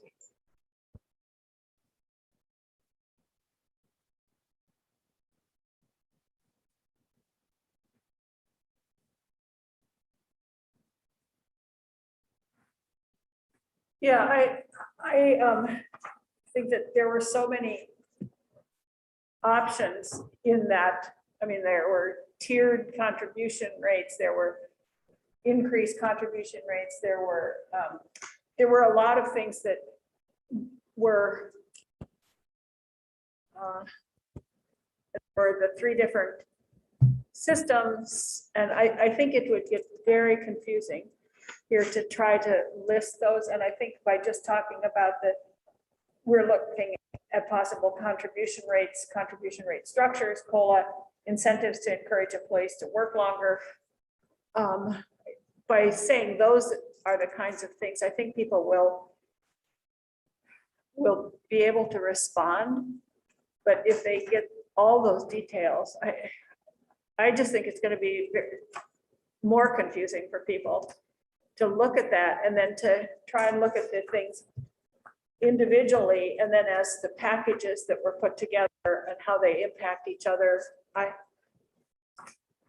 And if people, I would suggest that, I guess that if people want to share with their constituencies some of the suggestions, that might be appropriate, but I don't think that putting it in the report is a good idea. No, and I think I agree with that in that sense that too, some of those will come back and we might look at them and be like, no, there's no way, that doesn't even save us any money. So we're not going to do that. You know, there's going to be things in there that aren't even going to be pertinent to what we're looking at or our final report. So I think I would agree with you on that part. Too much might, you know, just, it's a lot of info. It's already a lot of info, then a lot Yeah, more on I top have of a it. feeling that this is a lot to digest Yeah. if somebody's just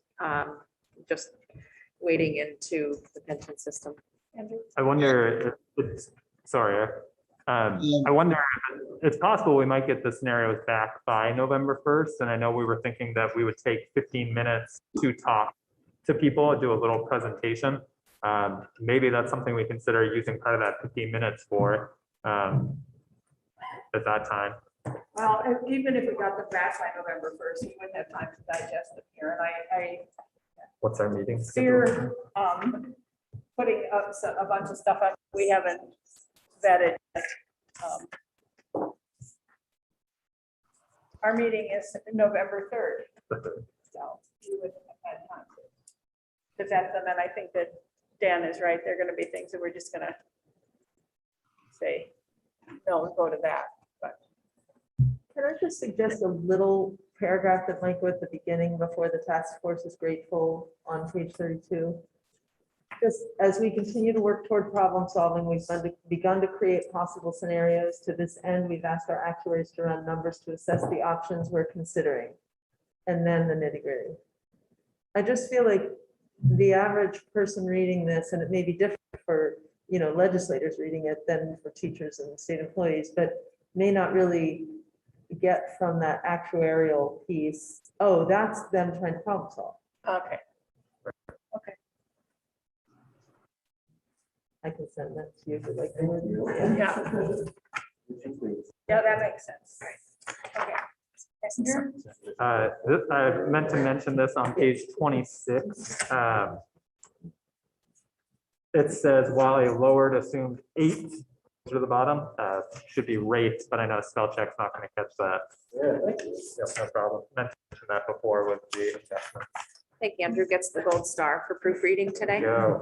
We do admit a really stupid error every time we come here just to see who will get the gold star. It's all about his highlighter that has multiple colors on it. That's right. Yes. Thank you. Eric, fresh hand or vestigial hand? A little bit of both. Chris, I appreciate you pointing out number 4 on page 32. When I was thinking through potential items to include on page 34, I think maybe that does hit the right level of detail, especially if we are going to include in next steps with more direction on how we'll consider that information. I guess the one thing that I'm still wrestling with is, to me, there's a distinction between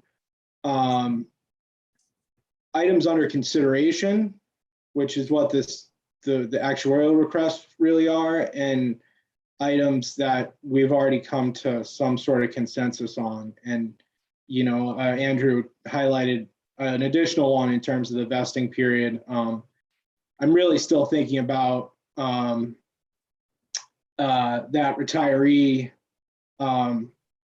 decision, and I think it's I just can't escape that it's important. This isn't only a principle, but we have come to consensus that this will in fact not be part of our, well, it will be a recommendation that we don't affect retirees. You know, I just feel like we've come to consensus as a task force on that. I feel like we need to indicate that in some way.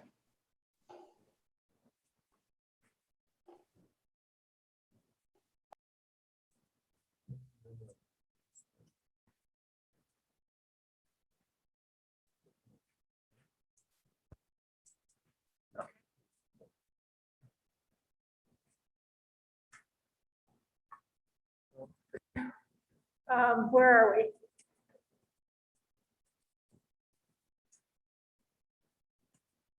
Do you have enough guidance here?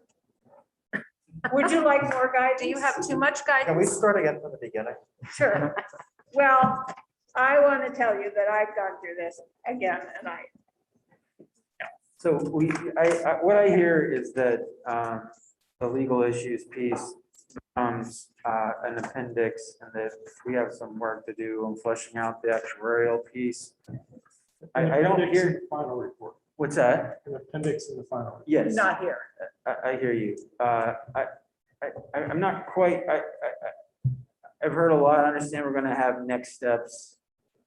I don't know if I hear 100% consensus that next steps replaces options and proposals.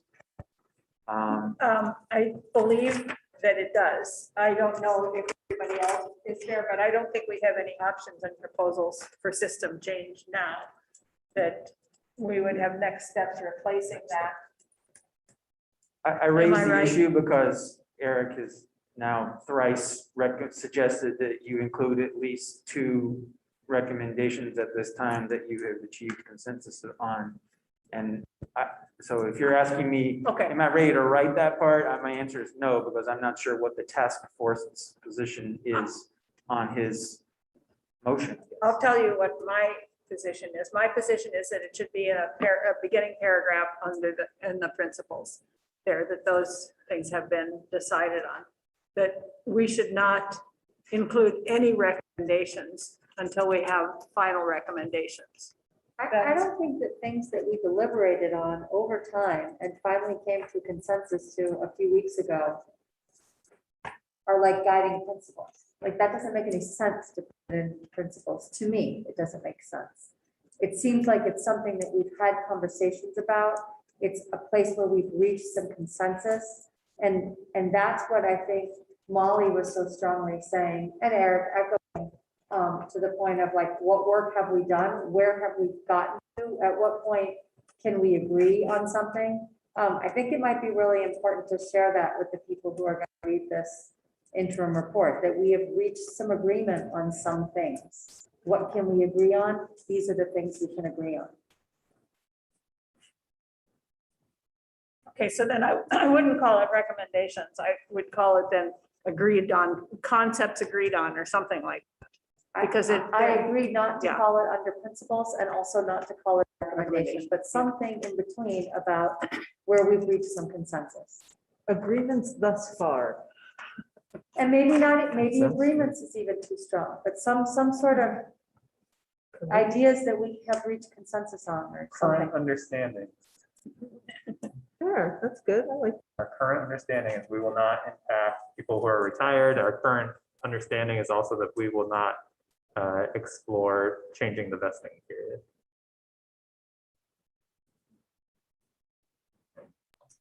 And as I think about this a little bit more, maybe this can be included in the next steps. That, you know, we will form, we will come up with options, but they will reflect no changes to retirees, et cetera. I don't know, I'm just trying to keep thinking through. I think it's something that's important to communicate to folks. So I think that can be easily threaded into the next steps, and that sounds like a really good way to do it. I just want to confirm that that is the task force position collectively, that you want to take, you know, that definitive position at this time in this document. It sounds like it would manifest within the next step section. Is that right? It's fine. There are 3 things we've agreed on so far. I think it's the no impacts to people who are currently retired, minimal impacts to people who are near or at retirement, which also connects with the principles, so that they go hand in hand, but it's still an agreement. And the vesting. I don't recall that part of the conversation. I recall retirees and people close to retirement, but I don't Really? recall that The we vesting? talked as a general rule that we would not recommend any changes. I don't think that there were any scenarios that we sent to the actuary that recommended changes to the vesting period, but I think we did. What we heard was that there was, so it was on the list of possible options that we were talking about before. And we heard that it would make so little difference that we should just get rid of it. Yeah. okay. Yeah. So this when we were going through this document there. that If Jeanette it's in put green, together. then I agree. Yeah. I think if you're gonna listen, David, it might just a little context. Why we, so like, for example, that vesting discussion that we agreed on it because we would have minimal. Or negative. Or negative. That item, and then obviously with the retired chief, retired employees, that it's a matter of fairness, or matter of.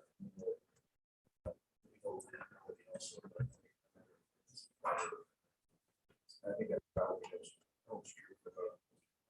And the only place that I put that vesting period in a slightly different category is in the event that we talk about recommendations that we might make for future hires. And so that's why I thought that was a different category, because we understand that changing the vesting period for people who are currently in the system has no actuarial benefit to the liabilities that we've got. But that doesn't mean that there might not at some point in the future want to be a different vesting period for future hires. So, and Yeah, so you just say no changes to the vesting for current employees. Which leaves open, right, the ability to do it for new hires. So people who have been working for 2 years. So if I may make a suggestion, if we add sort of introductory language in the principal section, saying, my scribble here is, this task force came together and adopted the following principles. Then you run here. Would it make sense to put these 3 bullet points somewhere on that list? Because these are agreed to principles that should inform the upcoming recommendations in December, that changes should not impact current retirees. Minimal impacts for actives who are at or near current retirement eligibility.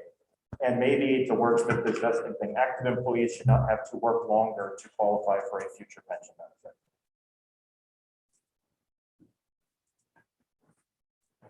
That's fine. I think that's a good place to put this, yeah. And then it's in the document, so that people who fall asleep before they get to page 34 won't miss it. We are implying with this whole principle section, all of this has been agreed to. So, and it looks like we've agreed to more than 3 things. Yeah, that's true. Speaking of, Yes, because we have agreed to those principles. Yes. Good. Okay, great. All right. it's Set with- 3:30 and granted, several parts of our day haven't gone as smoothly as we wanted them to, but I think we need to shift to Yep. agenda planning. So I'm going to make a recommendation here. I think that we've talked about it.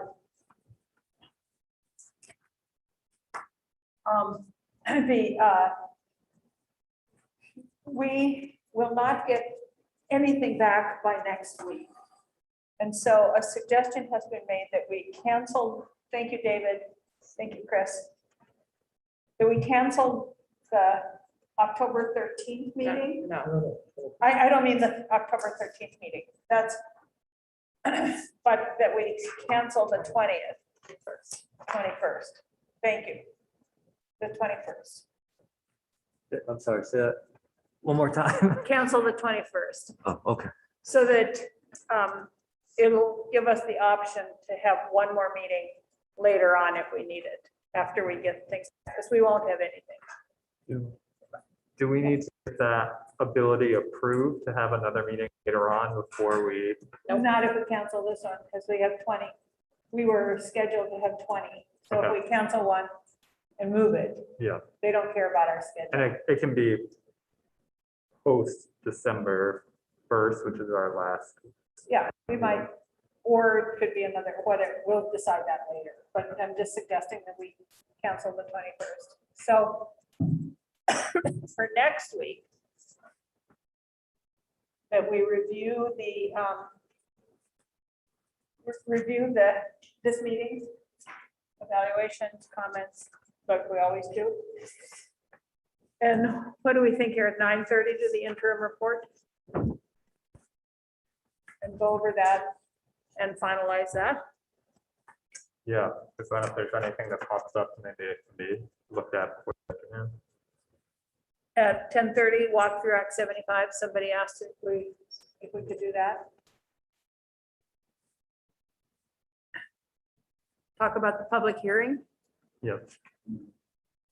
at 11:30. At 12, have lunch. In the cafeteria? What's your point in it? In the cafeteria. So sorry. And if we have Do more, we have a whole, do we think we have a whole day of that's what I was going to stuff to go over? say. Do we? But by lunch, by noon time, we may decide that we don't need to, and we can have lunch wherever we jolly well please and go home. Or we may forego decide that we lunch need to and meet then for leave early or something. Yeah. until 12:30 and then go to lunch done and for have, the but I think if we're a little bit flexible around the noonish hour, I don't think it's gonna take us a full day. Does that, am I wrong? Do we need to talk about OPEB more?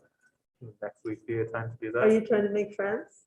Am I trying to- The teacher's offering you to get out of class early. Yes, the answer to that is we absolutely need to talk more about OPEB, but there is a whole lot more that we need to do on OPEB, some of which I don't think is quite ready for us to dive into. And so, I would So maybe, suggest that we wait and do OPEB when we can spend a half a day focused on it.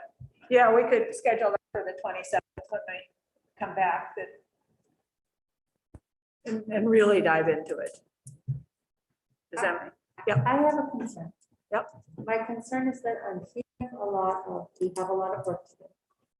And I'm recognizing that we're less than 2 months away. And we're talking about canceling meetings, and I just don't understand any of it. no, I wasn't talking about canceling the meeting, but postponing it. Because we won't have the actuarial information to act on until the end of October is what I understand. Or November, Huh? or November. Or, yeah, and so if we have the same number of meetings, but at a different date, just because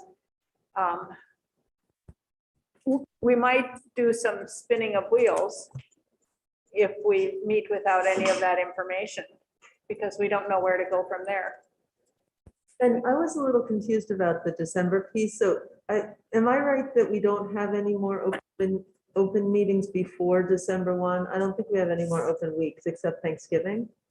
And so if that's true, we would have to extend beyond December 2nd. Are you guys saying that the law is flexible that way? I think the legislature would have to come into session and enact something in order to have there be a consequence. No, I think she means the report. Yeah. If Right. the report is due on December 2nd, if we turned in the report on December 7th, they're not going to come into session to chastise us. So it's as flexible as the beginning was. So we can make a little flexibility if we need to. Okay. That's I mean, what- it's not, yeah, it needs to be in there soon because we have drafting deadlines. So if we have we need to have a bill drafted out of the recommendations. And our drafting deadlines are, ours is, The request deadline is. the request deadline for us is the 4th of December, but we can put in a request, not have all the details. So, but we can meet after December 2nd. That's a long way to answer your simple question. No, I thought I had the calendar right there, that the only week was Thanksgiving. I just wasn't talking. Okay. And I don't, Yes, so my comment was going to be the same as Andrew's actually, and do we need to create some time on the agenda to start discussing OPEB in more detail? Sarah, I heard you say that maybe we needed more information to do that, and I'm trying to think through what that is. I guess, you know, we're talking about having some time potentially in the afternoon of our next meeting. We have a memo from the treasurer. She may or may not be able to testify to that memo at our next meeting. I guess I'm kind of wondering why I want to make sure we have enough time to think through the OPEB issue.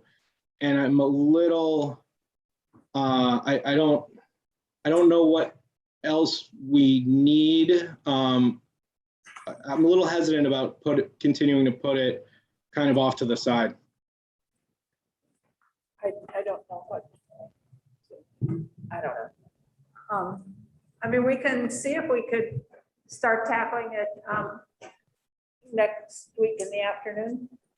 I don't know. Michael, do you have a sense of? I don't have the schedule right here with me. I could certainly, since I get back. He doesn't have her schedule. He's gonna check. I mean, we can certainly plan on taking that up and beginning the discussion on next week.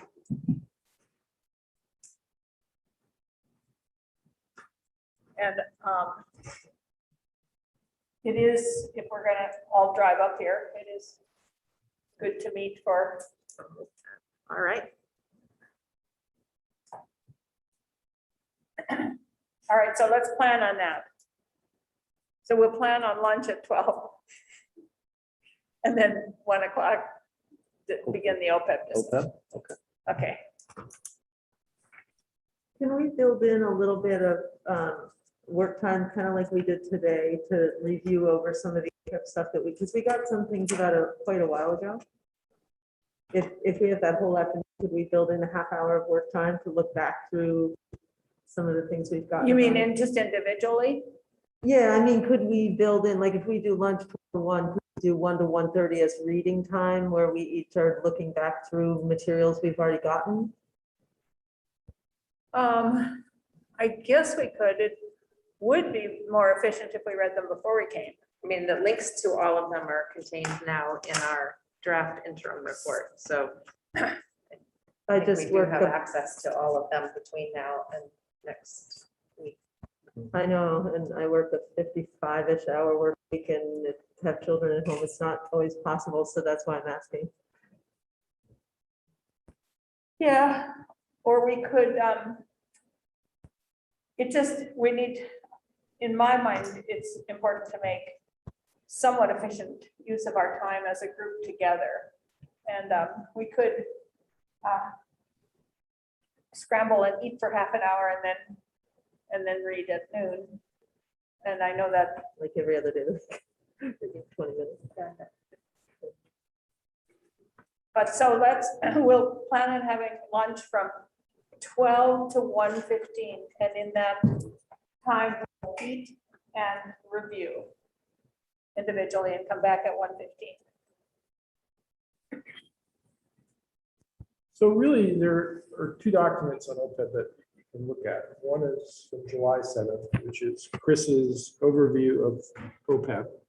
And then there's the memo on September 23rd, which is on, I think, posted on September 22nd, which is the treasurer's memo on OPEB, which contains Siegel's actuarial analysis of both Visor's and boosters OPEB. So there's really just two documents. Okay, thank you. In my mind, all the documents are swimming back here, so that's really helpful. And then we'll have Thank you, that, John. hopefully have the treasurer. or the answer question for us. Unless is there somebody else in the office that is? No, she would be the best person. I hope to have an answer here maybe before we adjourn. Okay.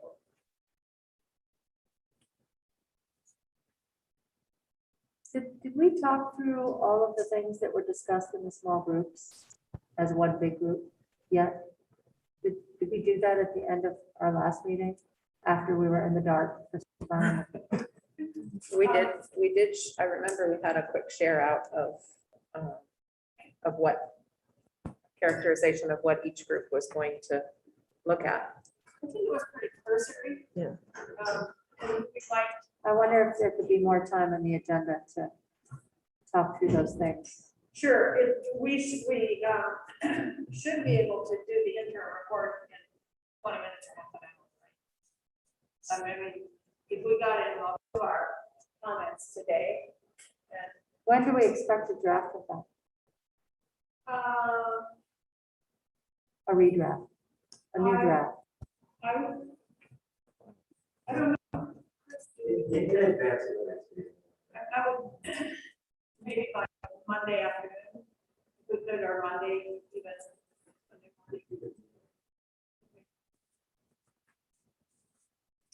So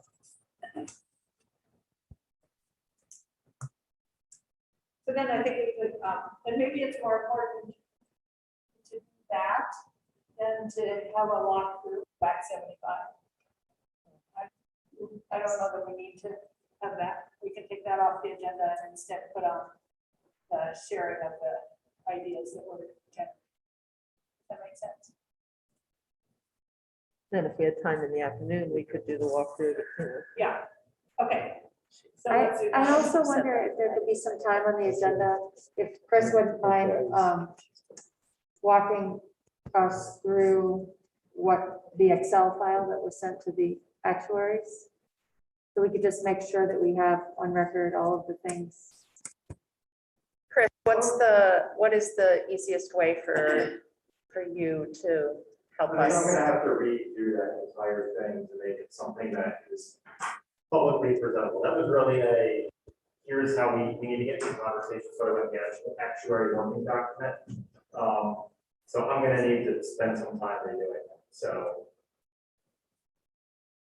I could try something like that done, but you know, I accurately captured what everybody was looking for, based on the notes that I received anyway. Well, did each group have somebody scribing what each group was doing? Yeah, no, I mean, Wouldn't that be, And that's what I worked off of too, with all the notes that. yes, yeah, no, I mean, what happened is, well, Chris was part of the teachers group, so he had the notes from there.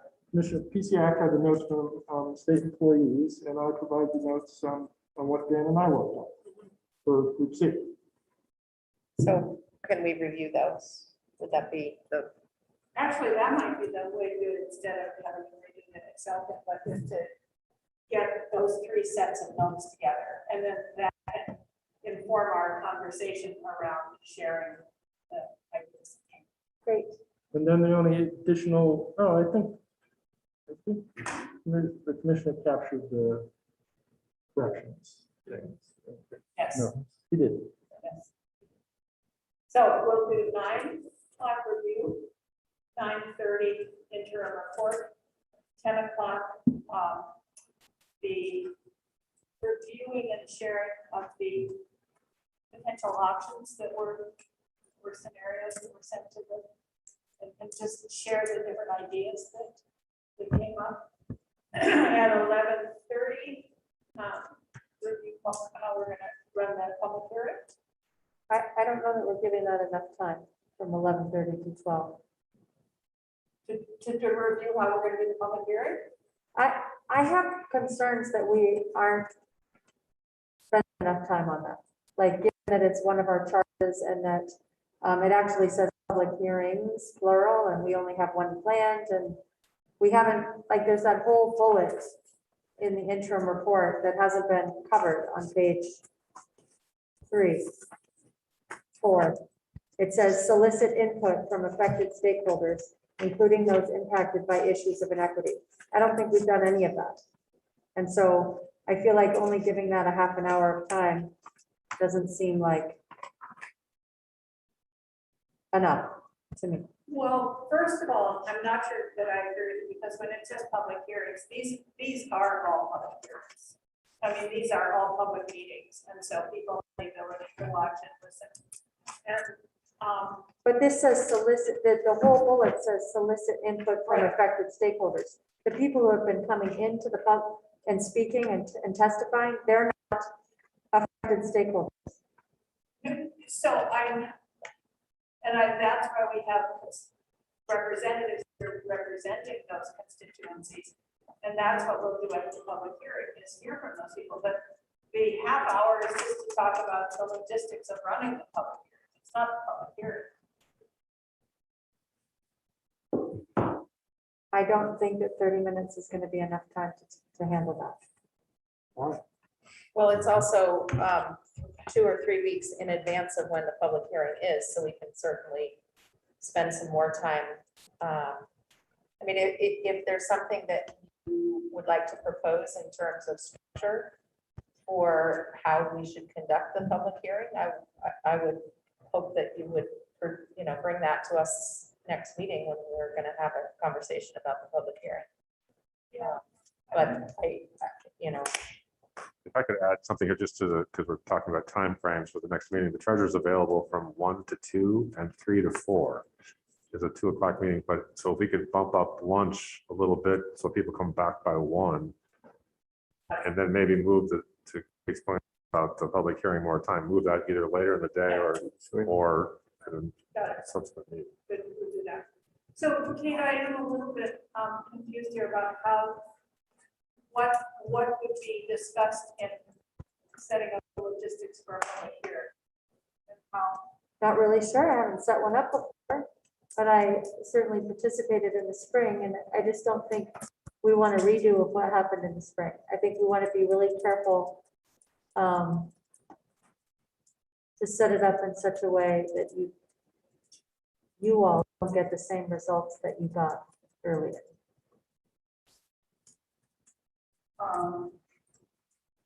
yeah, I see that. We can't be, with a public hearing, you can't be too contrived. I mean, the people can come and say whatever it is they want to say. That's the point of a public hearing. And if we try to, we can tell people only talk about solutions, don't talk about issue, how it's going to affect you personally. But I don't think we can do that. I'm just, I don't know. I mean, there might be more to talk about, but I appreciate you saying that, yeah. that you're hoping that the public hearing in November will not be a rehash of the previous one. And I think the challenge of that in sort of riffing off what Jeanette was saying is that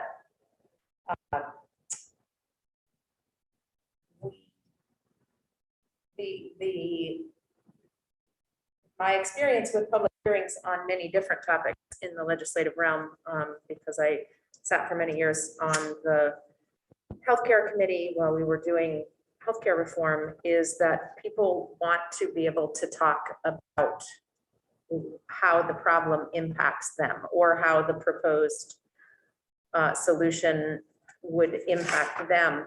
I struggle to understand how we can set up this public hearing in a way that might encourage people to share alternative solutions, which I think would be more valuable to us than simply, a series of 3-minute statements about, how many more years so-and-so might feel they need to work in order to so I don't know that there's any magic to figuring that out, but that would be what we would begin to talk about. Yeah, if anybody has suggestions for how to make this public hearing more productive and certainly bring them. Prompts. Give them prompts. When you have a public hearing, people get their 2 minutes or 3 Yeah. minutes. That's, you couldn't give people prompts. No, I don't mean while they're speaking. I mean a prompt like you would do a writing prompt, like questions to consider as you think about your testimony. Something like that, so that you're kind of steering the conversation.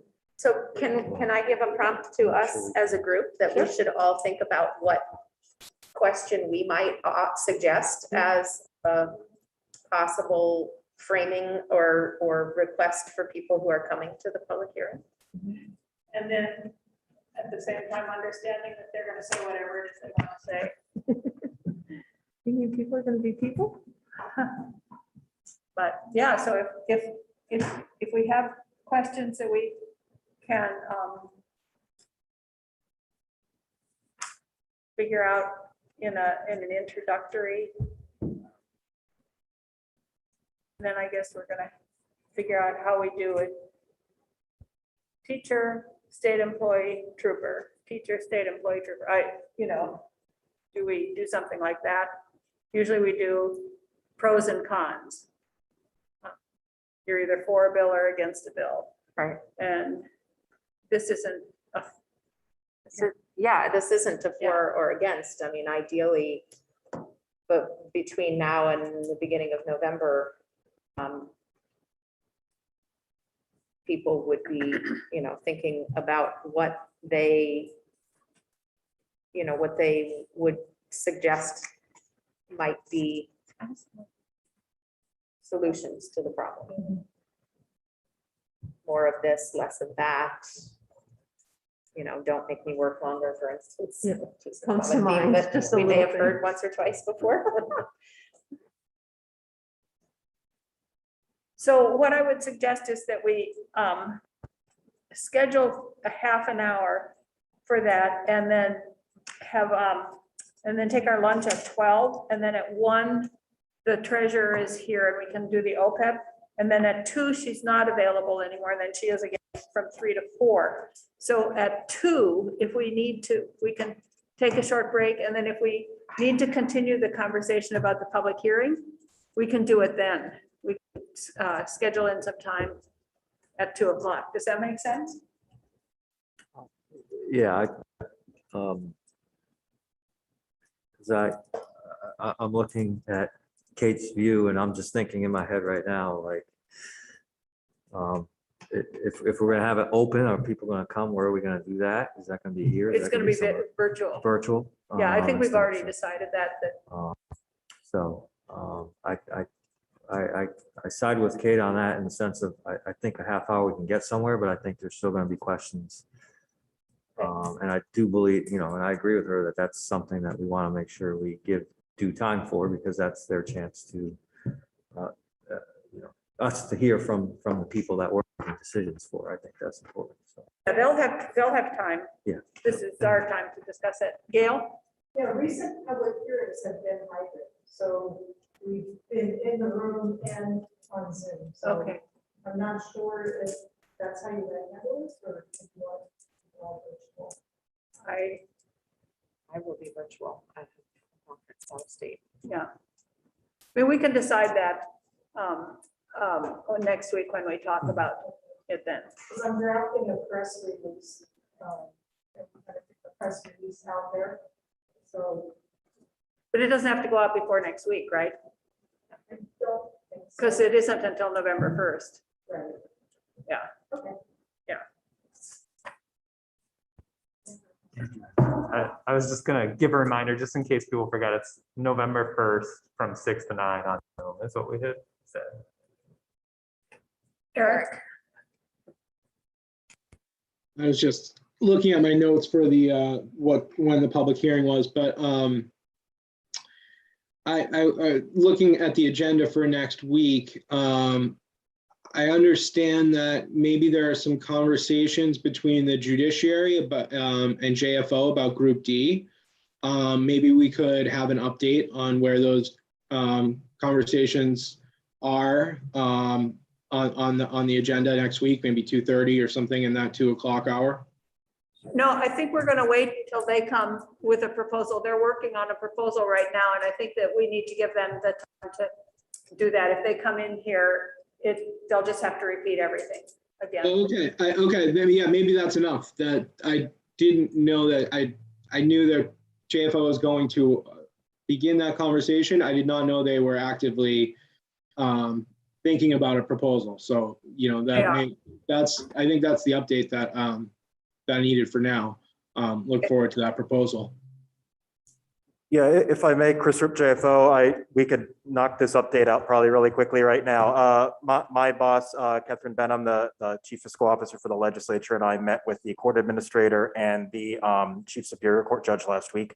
We brought them up to speed on the work of the task force, provided them some background materials on the various group benefits in the visa system. And where we left things was that they were going to confer on their end, similar to how you all conferred during the last meeting here, and offer up a proposal to consider. So I don't have a time frame yet for when exactly we'll receive that, but we did have that conversation toward the end of last week. Thank you, Chris. I appreciate that update. Okay. Are we set?